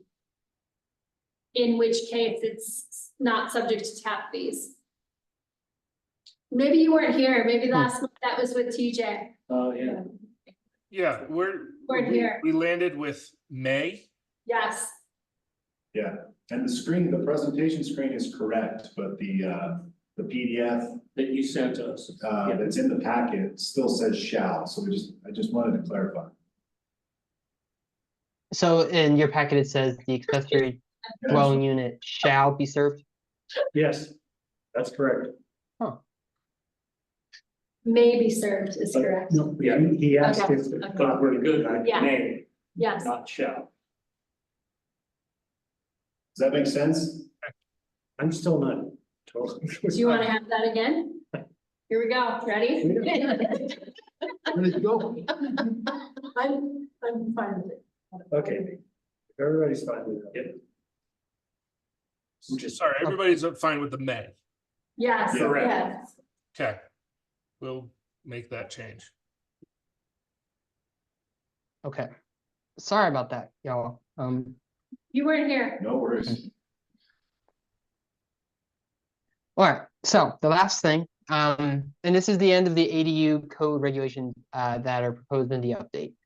So we've gone through all of the proposed code updates. And this last slide is with regards to the pre-approved ADU plan. This will be removed from the language. We will make sure to preserve this language when we're pursuing the program rollout later on. But just wanted to include this here to let y'all know and make it clear that it will not be in the code update. And I would like to continue to argue that why are we doing a 500 square feet when we're increasing the allowed size? I think that 750, 1,000 would be more used. You're going on to quote unquote a minor spot. Probably not gonna be able to 1,000 square foot. Good point. Yeah, I think. Yeah, in this language, we do expect it to be changed in many ways, so we'll make sure that the square footage is top of the brain there. We can hash this out at some other time. Well, let's see what the floor plan looks like. Whoever designs these pre-approved plans might hold your mind. Right. Right. I want to see it. You want to pay for it to be Yeah, designed first No, and then see it? But there's a lot of cookie cutter products out there. It's not like somebody has to be hired to design these. Big difference also, Yeah. if we're going for economy. Given even the cheapest form of construction, that's, that meets our standards. Even 500 square foot ADU is gonna be quite expensive. So I would not be in favor of 750 and 1,000 because it would end up costing. I could see 500 and 1,000 instead of 500 and 750, but I don't think we need to decide that. No, yeah, All right, we're good with ADU standards. I had one more thing to know, just on the dimensional thing, going back to that and my vote. The thing that I wasn't worried about the square feet and what it would be, what I'm worried about is ensuring that the coverage of the ADU and the house does not exceed a specific, we should have some. I think that's already, I think that's in the code that will limit Is that. it in the code? Is that right, TJ or Max? There's a lot coverage that would come into play on these smaller lots, a lot coverage maximum. yeah, Yep. so we don't need to put Yeah. it here. Okay, Yeah, just to clarify, all dimensional standards applicable to the zone district within which the ADU is being presented or proposed would still be applicable. So lot size, setbacks, lot coverage, and building height would all be applicable. okay. The only question I have is on that one that we have some disagreement on, 2A. Are you guys gonna come back with like 2 or 3 potential options for us to vote on or negotiate, or what are you thinking? And you don't have to answer that. I just hope you're thinking You about, mean the lot size? yeah. I think we acquiesced and the majority was in favor of doing it. Oh, I thought I think so. okay, Yeah. I thought I heard I that. think- So we're at 3550. Oh, I didn't. Well, wait a oh, minute. Yeah, Wait a 3,000. minute. No, I'm sorry. There was confusion if it was 3,000 or 3,550, and I think where we were landing was that the majority said 3,000 was okay. It was 4 to 3. And what I said was, I was comfortable with it, but I wanted to wait until we got further down in the discussion to make sure that. Well, we're done with the discussion, so now Yeah. we stand. Yeah, they still. So, yes, because, how much square footage of the lot is allowed to be covered by structure is already encased in the code. Thank you. So I believe that goes to 3,000 TJ. Yeah, My recollection is. Yes. Okay, And it sounds like Jen may be in favor of that now too, so Russ and I are the only holdouts. Let's get the main going. I think I was. okay, on to parking. So sorry, just to be clear, and I want this one for the record. We're gonna change to A1 that says 1 ADU is allowed on lots between 3,000 square feet and 7,500 square feet. Correct. Okay. Thank you. Awesome. All right, I'm gonna stop sharing for just a moment while I pull up the parking PowerPoint. Yeah, you can change it later. You're an active God. This is where we need some intermission music and dancing. Go for it, TJ. Break out your saxophone. Muting people. That's where we get a commercial about it. Yeah, juggle, sorry. Go for it. Go. I don't really care what you do with parking. I've got a couple of questions on parking. That we went too far and now that we're coming back to the middle, I'm good. Yay, parking approved. Okay. We are back to parking code updates. Not very many changes from the prior, as TJ mentioned before, there's a lot of some wordsmithing. Middle of high school, one thing. Right. Accessibility turned on. Sorry about the interruption. It's easy. Russ's iPad started to transcribe the packet out loud. Go ahead. Okay. In the prior revision, we have wordsmith and we have reorganized the parking code a good bit, and that's most of the changes you see. Just to explain how we got to this point, we reviewed parking code every single month for the past few months. And so we are at this point now where we have a very, I'd say close to finalized version, and we just need to go line by line, like we do with the ADU, and make sure that we accept what we're proposing. So we're going to start with the measurement standards for the different uses. We'll just focus on residential for now. As I mentioned, this hasn't changed. There's a little bit of formatting. Sorry, hey, Max. Sorry. Yes, sir. I don't think you're sharing. Oh, really? No, we still see you guys. Well, that is embarrassing. You know, You don't thank wanna for see letting me. know. Maybe just send a smaller picture. Can you see the No. parking standard slide? No, still not sharing. Something just lit up. Oh, that's just him moving around. There we All right, go. yeah. Yes, parking standards. One of these days, I'll figure out technology. All right. Good luck.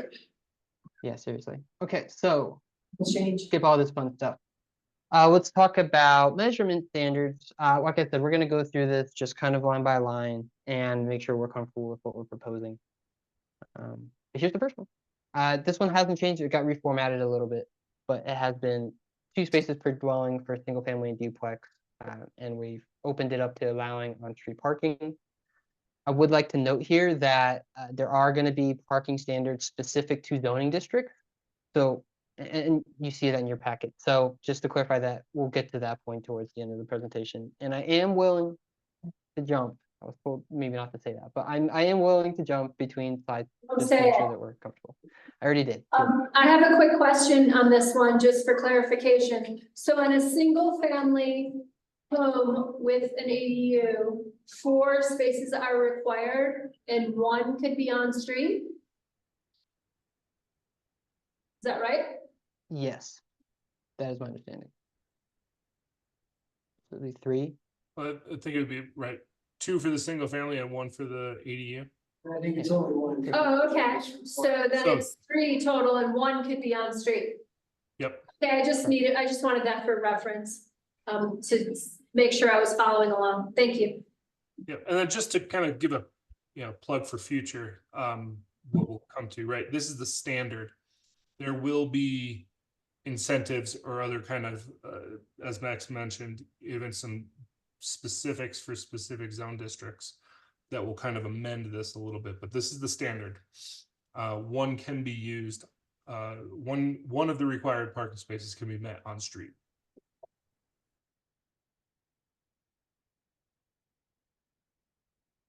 Sorry, Max. No worries. But are we good?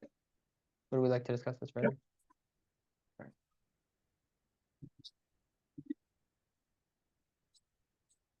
So no major changes here. We haven't discussed stacking spaces in a while. The first time we discussed it was back in March. So, but these are the regulations as is. As we've talked about, many of these regulations went from increasing by 400% are now doubled, right? So before, when we had one space per 200 square feet for a restaurant, that was originally 1 per 100. And when we made it much more progressive, it became 400 square feet. We cut it down from there. So this is where we've landed for the majority of these regulations.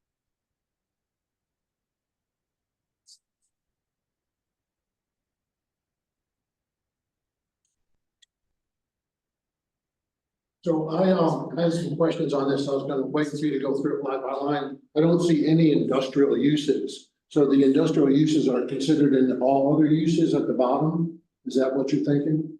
And that's one space per 700 square feet? Correct, sir. I believe originally it was based on employees. And then. So all the industrial uses of the industrial park come into other uses on that bottom row. That's correct, sir.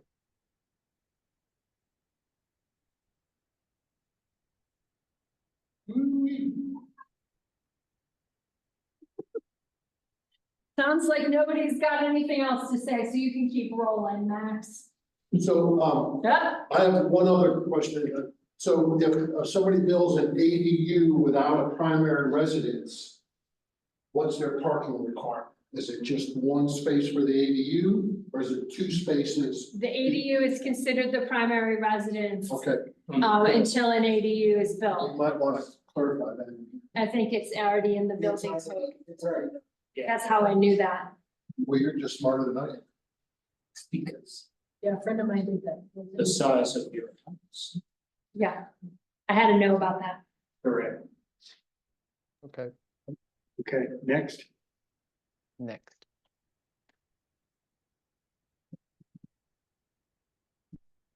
Again, no major changes here. Follow the same strategies before by just doubling much of it. So yeah, any questions, concerns regarding these proposed standards?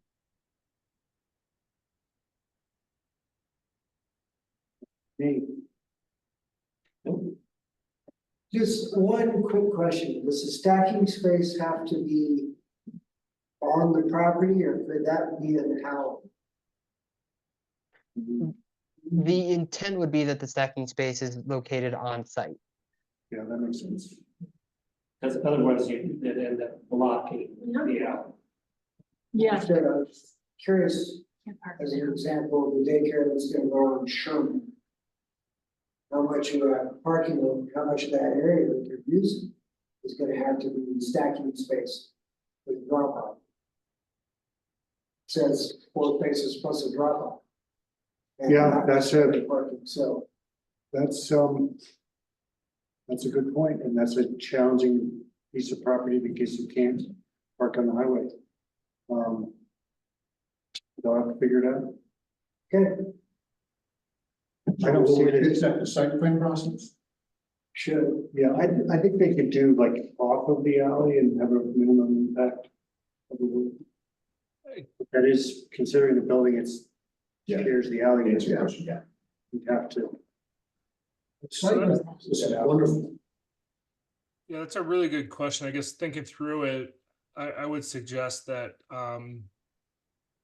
yes, the intent is to require stacking on site. But if there is no site, zero setback and everything like that, I think we could do like an encroachment permit to allow that to occur in the public right of way some way. Or a shared parking agreement. Yep. So I Okay. think there's some other means around it, and there is a site plan process to memorialize those as well. So Right, okay. Copy? Yeah. So it has a side street. and Preston, would you agree with the encroachment permit or like a shared parking agreement being used to allow stacking in public right of way? I agree with evaluating it. I'm not sure that, you know, it's not a uniform approach, but it's certainly worth evaluating, considering, and it's an option.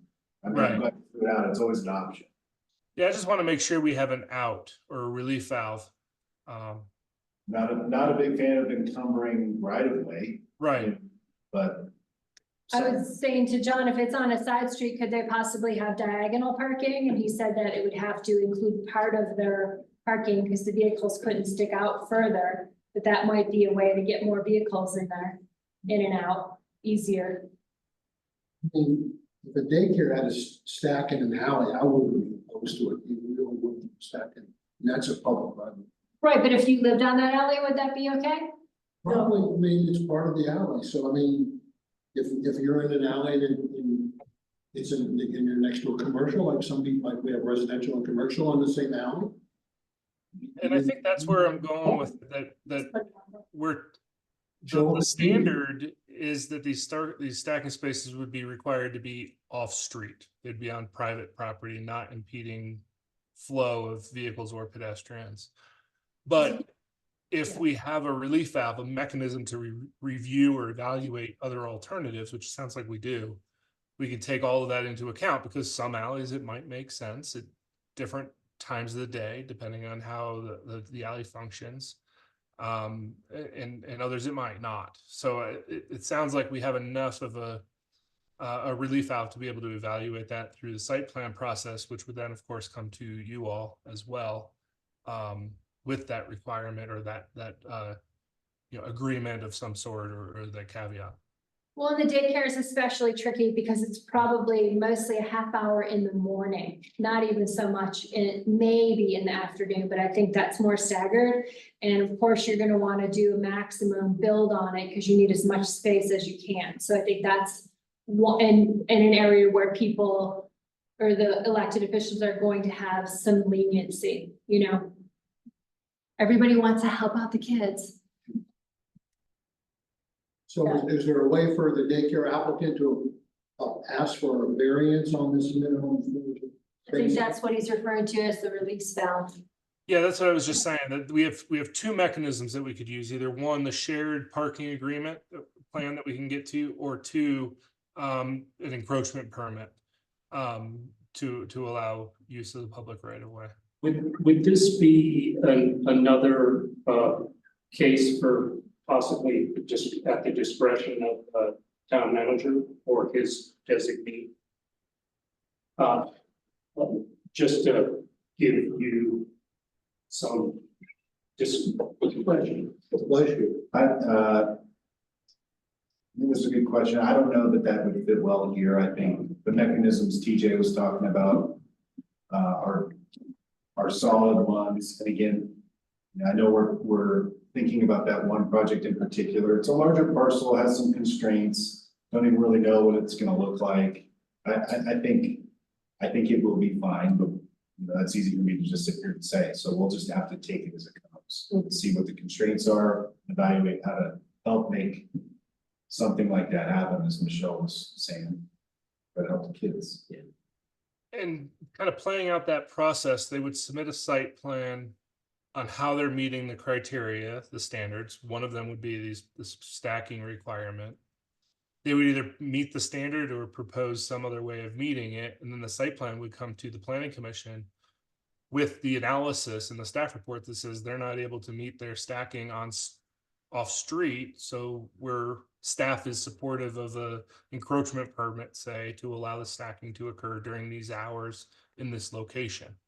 So the mechanism to allow the town manager that leeway is already there through both the parking plan as well as the encroachment permit, but the site plan is under the purview of both the planning commission. I believe it goes to the council as well.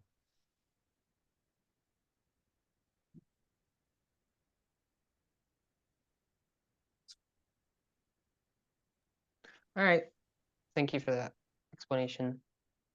So with that, I will move on to the last set of uses. These are all the educational ones and the catch-all at the end there.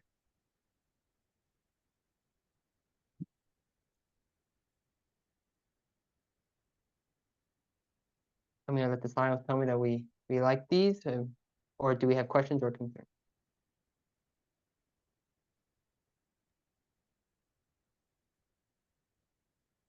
Okay, well, I think we're good. Very well. well, I had a question on the gross square footage definition and on that, graphic. So, on the, it says out, There's a definition. okay, There's a outside enclosing walls. Is that the inside of the outside enclosing walls? Or, I mean, Heated Is that so? heated square footage. yeah, I saw that. I would like to I'll- clarify that this is an existing standard in the code. My question on that one is, that's our definition for, homes. Is that definition accurate for light industrial? This is the definition we came up with homes and ADUs. Right, remember? I think it should be consistent. Is that consistent with, is that appropriate for light industrial? I think it should be all the way across. the board. I don't think it's- All right, I don't have a problem with that, just checking. If it's a problem, we can look at it later. I think it needs to be consistent. Is it appropriate excluding interior parking areas for light industrial? I mean, couldn't most of the shop be an interior parking area? I saw that too, and I was confused by that. I mean, what is it? That means that garages don't count as living space in a home. But parking areas in a shop where you work on call. That's why I'm saying that I don't know that this definition is appropriate for light industrial. This is for homes. It should be, it might be a little different. I mean, if if it's areas that you're working on a vehicle, that's not a parking area. Yeah, Right? Parking is a storage of a vehicle. I'm fine with that definition. Do you think there's any parking areas in the light industrial buildings? I wouldn't think so. Now, again, we would be looking through a site plan. And we'd be able to ask those questions and calculate that area.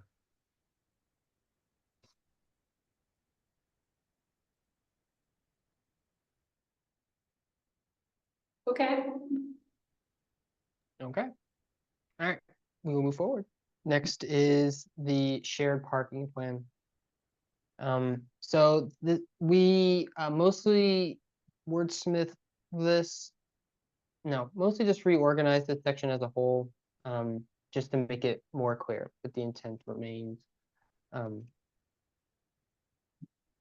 Specifically, A through C have not changed since the prior revision.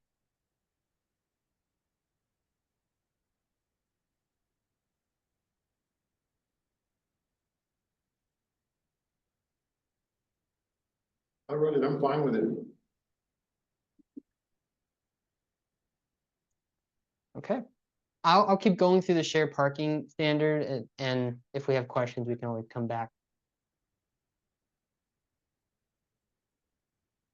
One thing we did add here was the narrative requirement to mitigate any adjacent property issues related to newly located offsite parking. So as part of this offsite parking plan, someone decides to utilize an empty lot next to residential property, they would have to put in writing how they will mitigate that impact, just as an example. But that was added in with this previous revision.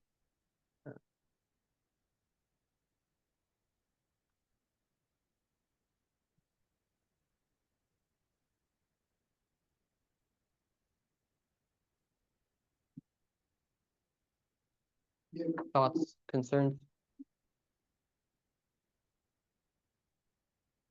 We're good. No Max. concerns, yeah.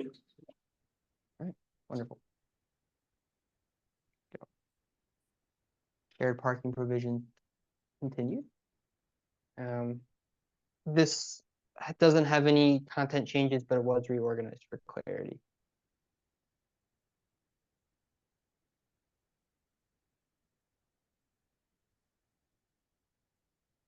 I think we're worn out from the ADU discussion. You're gonna be able to get this approved. 6 months of ADUs. Mhm. So it does, stacking does say prevents extending into the public right of way, interfering with pedestrian and vehicle circulation or preventing ingress or egress. Okay.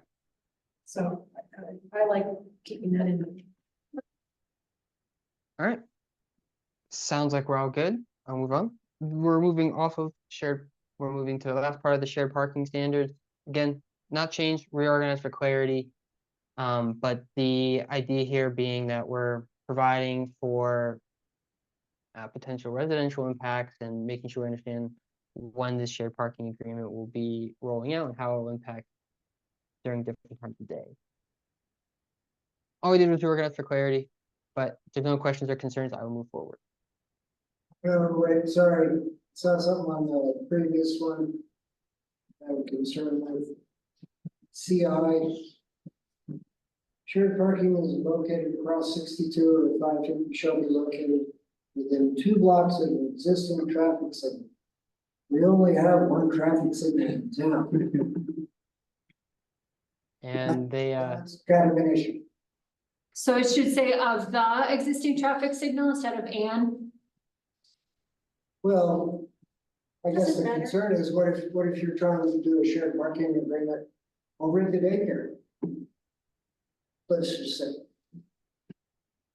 You're not within 2 blocks of the traffic signal. Can you not work a shared parking agreement there? There's not even really defined blocks by traffic signals. So Wait a that's minute. really confusing. What, I don't understand what that means. What's the point of that? So the intent of this is that it's located within a reasonable distance of the property that the parking is being used to meet the standard for. And so, I mean, I guess that this is, gosh, this is one that you can get really kind of detailed with it and say it's measured 300 feet along the same side of the road or things like that. So we were trying to come up with something. What about within 2 blocks of the business? Yeah, I think that that's generally okay. I guess the fact that we're calling out the traffic signal is what bothers me. Because Yeah, so I'm wondering if instead of traffic signal, we just say a designated crosswalk. that's fine. That's fine. Because I think that's what we're really looking for here. Yeah, my apologies. I should have thought a little bit more about that. That there aren't any traffic signals on 62 in particular. Bring yourself back in. Yeah, designated or protected. Okay, yeah, we'll just change that to be a designated crosswalk. Awesome, that'll work. Perfect. Okay. great. All right, we'll move out of the shared parking agreement if that's okay with everybody. Move on to Keep another topic. marching on. All right, marching on, that's right. So the number 4 here is on-street parking. I would like to note that there are, like we talked about earlier, there are specifics to zoning districts. So there will be more on-street parking with regards to zoning districts. We'll discuss later on. But if there's no concerns with this, I will move forward.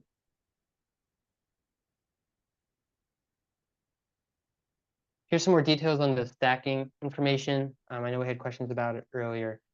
For But here- number 4, do A and B contradict each other? A and Number 4. She's on 4. oh,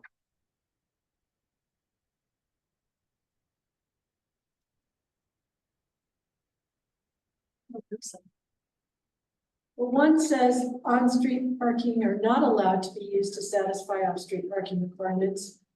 And then B says they can count towards required off-street parking. Well, we touch on on-street parking in numerous ways in this code update. So I think this was just a caveat to say that if we don't say something about on-street parking, then you cannot utilize it.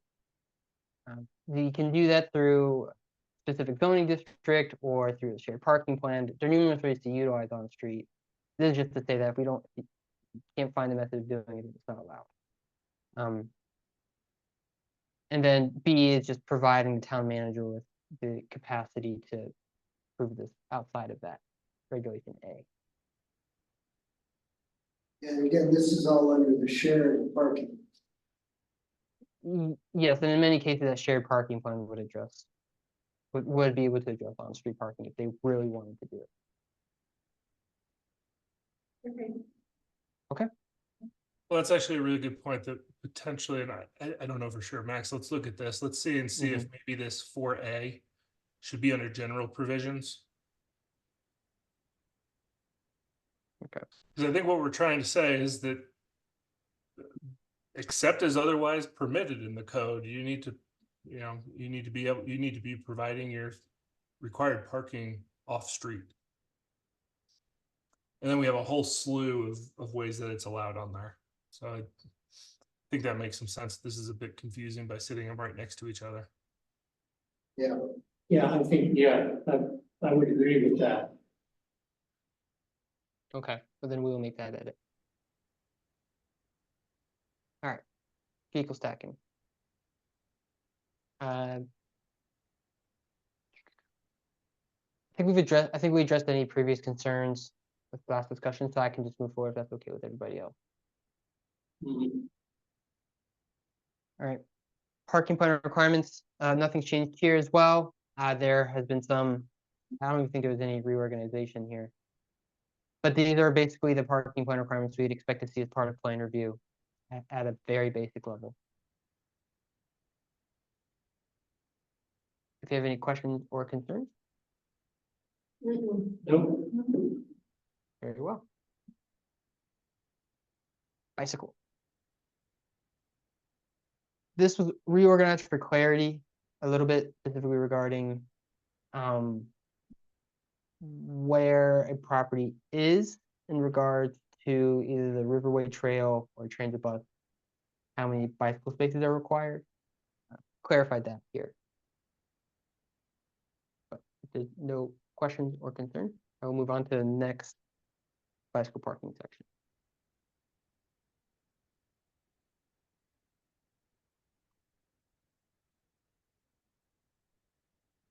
These also have not changed.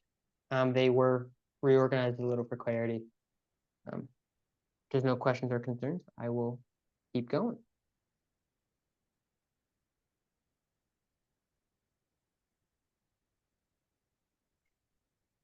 This is our electrical vehicle parking standards.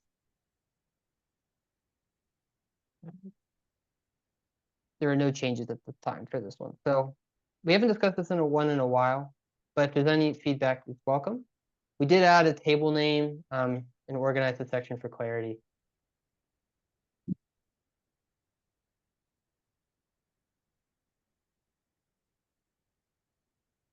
Okay. If there's no questions or concerns, I'll move on to the next one.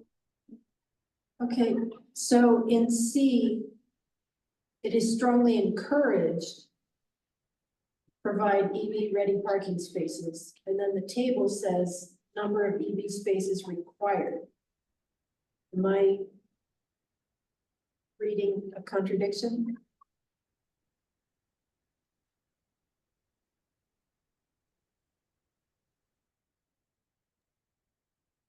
Yeah, I'm actually now vaguely remembering we talked about that last month. Yeah. My apologies. So yeah, I think what we'll do is change the number of EV spaces, the table, to be more spaces, number of EV ready spaces to be provided, right? So like if you're providing them, So it's not required. Yeah, so the word required is, in two places in that paragraph, and then along with encouraged and shall. But then the table says required in two places. Mhm. So Yes. wait a minute, we're moving away from required? Well, I was just saying, which one is it? I think, if I can just offer, I think in the table where it says number of EV ready spaces required, the word ready should be removed. There's, Pam's talking about the sentence in there that encourages new development to have EV ready parking spaces as stipulated, or. Yeah, this is actually really confusing, but I think the table should have, should say number of EV spaces required instead of ready. And EV ready is also in the paragraph. Yeah, the EV ready language comes from there's like 3 tiers. It's been a while since I looked at it, but there's EV capable, EV ready, and the 3rd tier. And EV ready is the one where the electrical is in the ground, but the conduit that is actually a charging station is not there yet. But aren't we? What's the point of having an EV ready and not just putting it in? It's in it, you just haven't got the charging station, there's no stations aren't available. As soon as one's in it, you just bolt it in and go. Yeah, they're still sort of hatching out. The space is ready, the space is ready to receive a Yeah. charging station. When it's available. So anyway, yeah, that paragraph in the table and the title of the table just are confusing. So Matt, do I understand it correct? When it's EV ready, there's a conduit with electricity in the ground, and then the first one is just able to put it in? That's correct, sir. That, yeah, that's EV. So what's the first stage? What's the label for it? Capable. Capable. EV capable, EV ready, and EVable.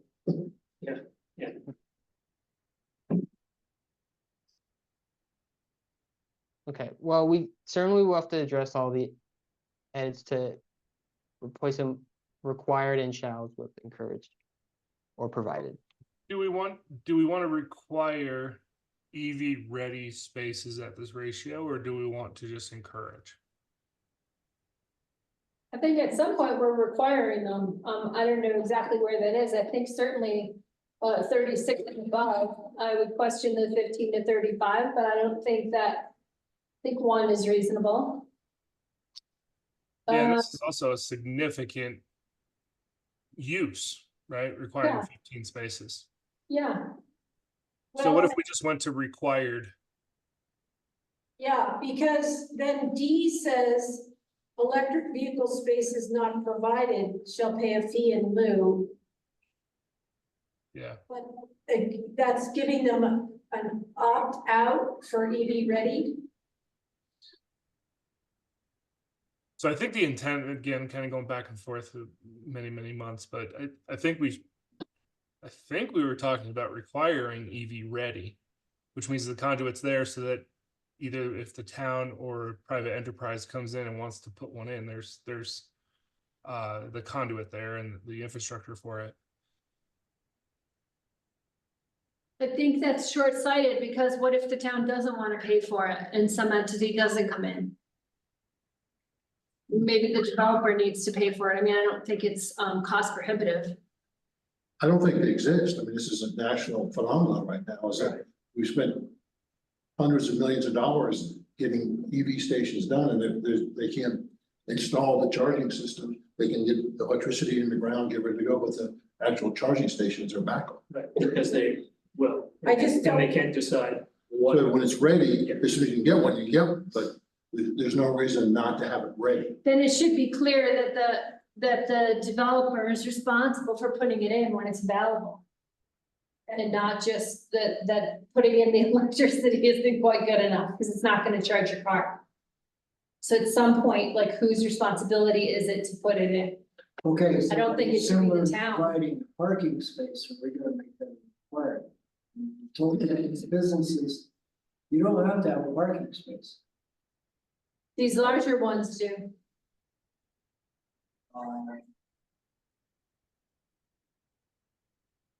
Let's go back and look at the table, we told these people that it's up to you on a lot of these. You know, the restaurants, you have to have X per space, and same with restaurants and schools, but we're not telling them they have to have parking spaces, or we're gonna tell them they have to have. What she's saying, if you have 15 spaces at a minimum, you're gonna be required to have one ready. So if you don't, if your building doesn't require 15 spaces, which many of the buildings don't, you don't have to have one ready. Am I understanding that correctly? Yeah. So this is a big building to Okay, have 15 spaces required with our new parking regulations. right. This is a real big building, actually. So if it's, I mean, I don't know the calculation, but I assume it's more than 10,000 square feet. Okay, so just as an example, let's say Family Dollar, that's got 15 spaces, let's say it does. Somebody else comes in, wants to put in a business there, they have to add one of these. Only if, I If there's a think, change in use. a change in We have a use. site plan process, and the site plan process, this would all be But identified. that's where it would bubble up, is the site plan process, so we'd say, oh, 15 spaces, you got to have a spot. Is that right? EV ready spot space, yeah. But it's not a change of use if it's another Family Dollar. Well, Or another retail. it doesn't really matter. Well, Chances are it's gonna be just. it's vacant now, so the Family Dollar would be changing. So let's And say is it EV or EV ready? And they're saying, be ready. It does, it's not very clear. That's the conversation we're having. It sounds like we have to make it EV ready because getting the chargers is. Because there isn't the finished product Yeah. available. So I think. But I think it should go on to say that eventually they're responsible for putting it in, because otherwise someday they'll be available. That makes sense. Yeah, I'm fine with that. And I I'm would, just trying to understand what the intent is. So, I think where we're struggling here is, like, let's say the Family Dollar has 100 spaces and a new use comes in and they're only required to have 6 spaces. Because they have 100 spaces available, it doesn't kick us in. It's required spaces. understood, that's where your site plan review will catch them. Right. If they do have 15 spaces, They could have, then we say, what we're saying is you need to have an EV spot here, one, if they have 15 spaces, 15, 35. And we should just say that it needs to be an EV spot, whether they can do it immediately or not, right? it's 15 required spaces, not 15 spaces. Difference. So you could have more spaces than are required and not kick this in, what I'm saying. Especially for an existing building, yeah, Well, when the use yes, changes, when it use changes, yeah. the use could change to less parking required. Sure, but if it has 15 required spaces, It's kicked in. then it has to have, okay, just making sure I understood. and the current lack of availability of a charging station should not be written into our code. Correct. Right. Except like under D, I don't think we should allow them to not provide a designated EV ready space. And the fee in lieu should be the equivalent of installing that charger. I'm fine with that. Yeah. I think the fee in lieu should be, But I don't want to get them an out of not providing an EV ready space. Right. Okay. we don't want it to be less expensive. Right. Well, I want to make sure that the infrastructure goes in. And then if they pay this fee because they can't put this charging mechanism in today, the town gets the money so that when it's available. That's it. So what I'm hearing, I think, is, and I don't remember the terminology, Max, what's the next one up where it's capable or they actually have everything installed? I think we just leave it Capable, with, ready and running. I think we can leave it with installed, and town staff knows that if it's not available, then they have some leeway. They can still open their business, but there'd need to be a follow-up date on when they put it in. I don't think the fact that they're not available at this moment should be part of our code. I think town staff should just be aware of that. Well, but I think fundamentally what we're saying here is that it's EV ready, which means that you don't have to have it in there. Right? You don't have to have the charger. But we're just agreeing with that. What's the No, I point? know. That's what I'm trying to clarify. So we want at this ratio, a charger to be installed. Yes,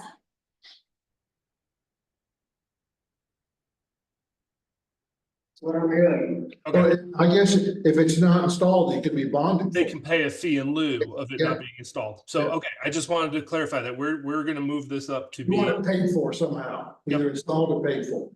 fully understood. And so it's same as parking. You either provide the parking or you pay a fee in lieu. You provide the EV charging station at this ratio, or you pay the fee in lieu. Okay. And How even is the if fee you and lieu don't, determined? but even if you don't, you still have to, the minimum requirement is an EV ready spot.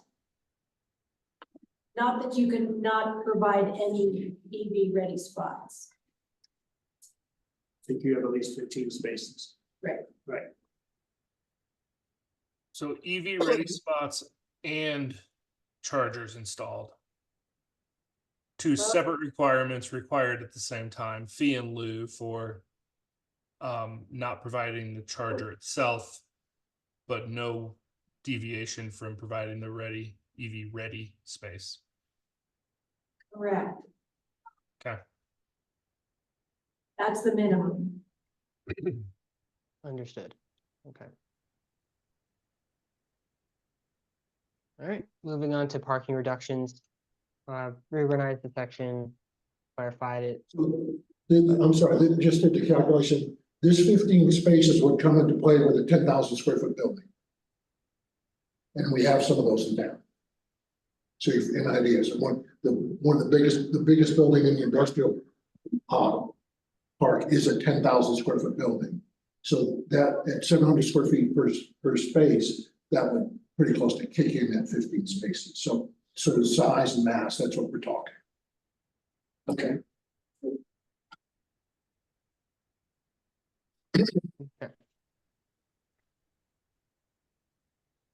All right, so as I mentioned, just reorganize this section throughout. This is going to be the section that includes specifics to zoning districts in the next few slides.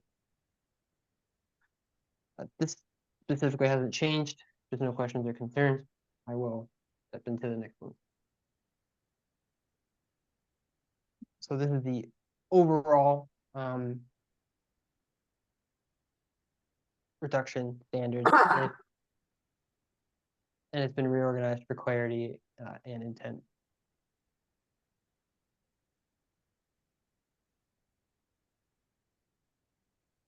There's no questions or concerns. I will move to the next slide.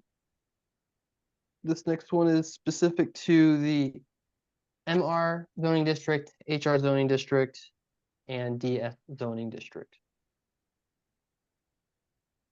We clarified standards in HR here because we understand that there's a precedent of on-street parking there. And that was updated in the last revision.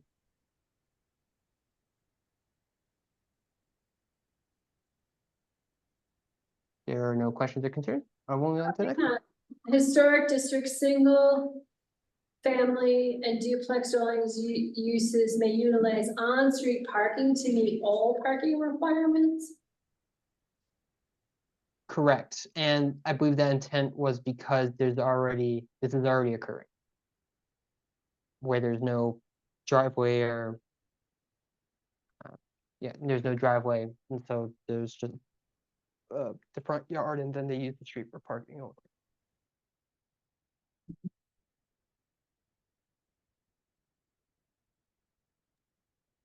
Okay, we're good with that. I will move on to the next couple zoning districts. This is for HB, LI, and general industrial.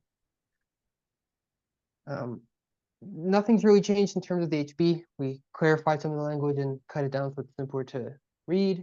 And we at one point did increase that rate from 3,000 to 6,000. I'm still not sure 6,000 is enough, is it? Is that number 6 or 8? I can't. Six. Six. 6.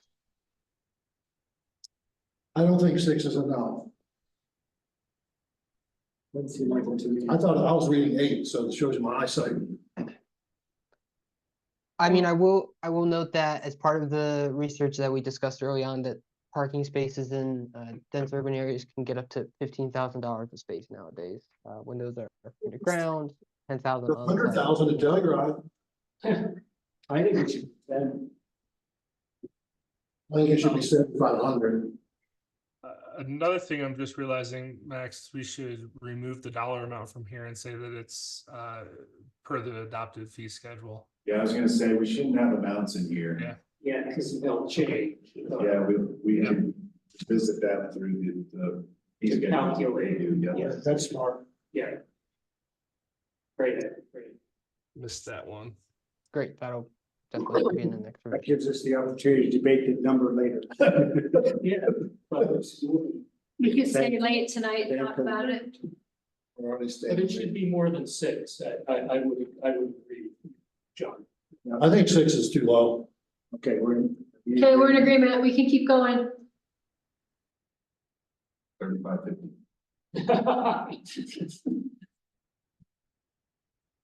All right, and last but not least is our accessible parking standards. These have not changed. And you can't change since it's the And ADA, so. and this is Great. federal law, so that's. That means we're done. Yeah, so We're not done with no the meeting. discussion or concerns, questions here. We're Just skipping one right on. clarification on this, because it's different than what we just talked about. All the standards have been based on what's required. ADA requirements are based on what's provided. So even if, say, 3 spaces are required, but you're providing 15, you'd have to meet, that's a bad example because it's all the same, but you would have to meet whatever is provided as opposed to required.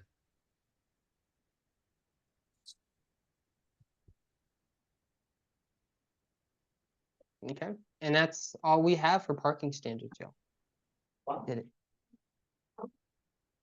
That's great. Do you have any further questions for us?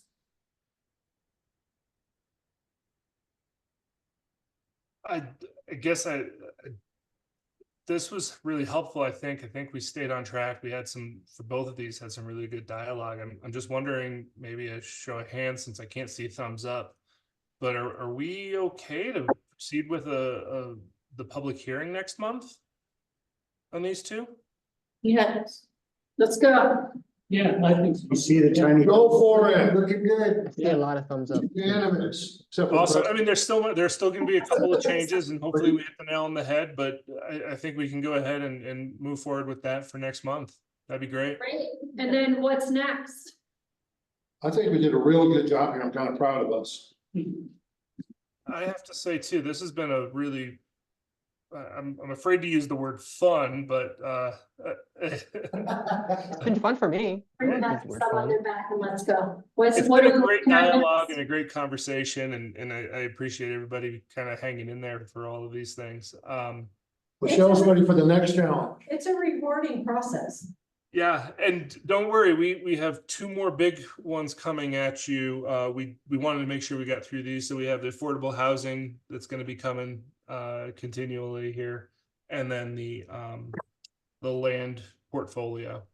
That I think right now, Max, what we're meeting with Preston next week or the week after. Yeah, the week after the 4th. We're meeting with Preston, myself, Max, and Elliot to kind of go over next steps. So there'll probably be some updates, if not next month, the following month. So Jack thinks I should go to those meetings. Preston does not. So we have those 2, and is there anything after that? I can't remember what we set out to do. That's it. We have 4 things, so we're getting almost halfway there. Yeah. And it's the end of June. Not bad. Well, I think we did heavy weight already.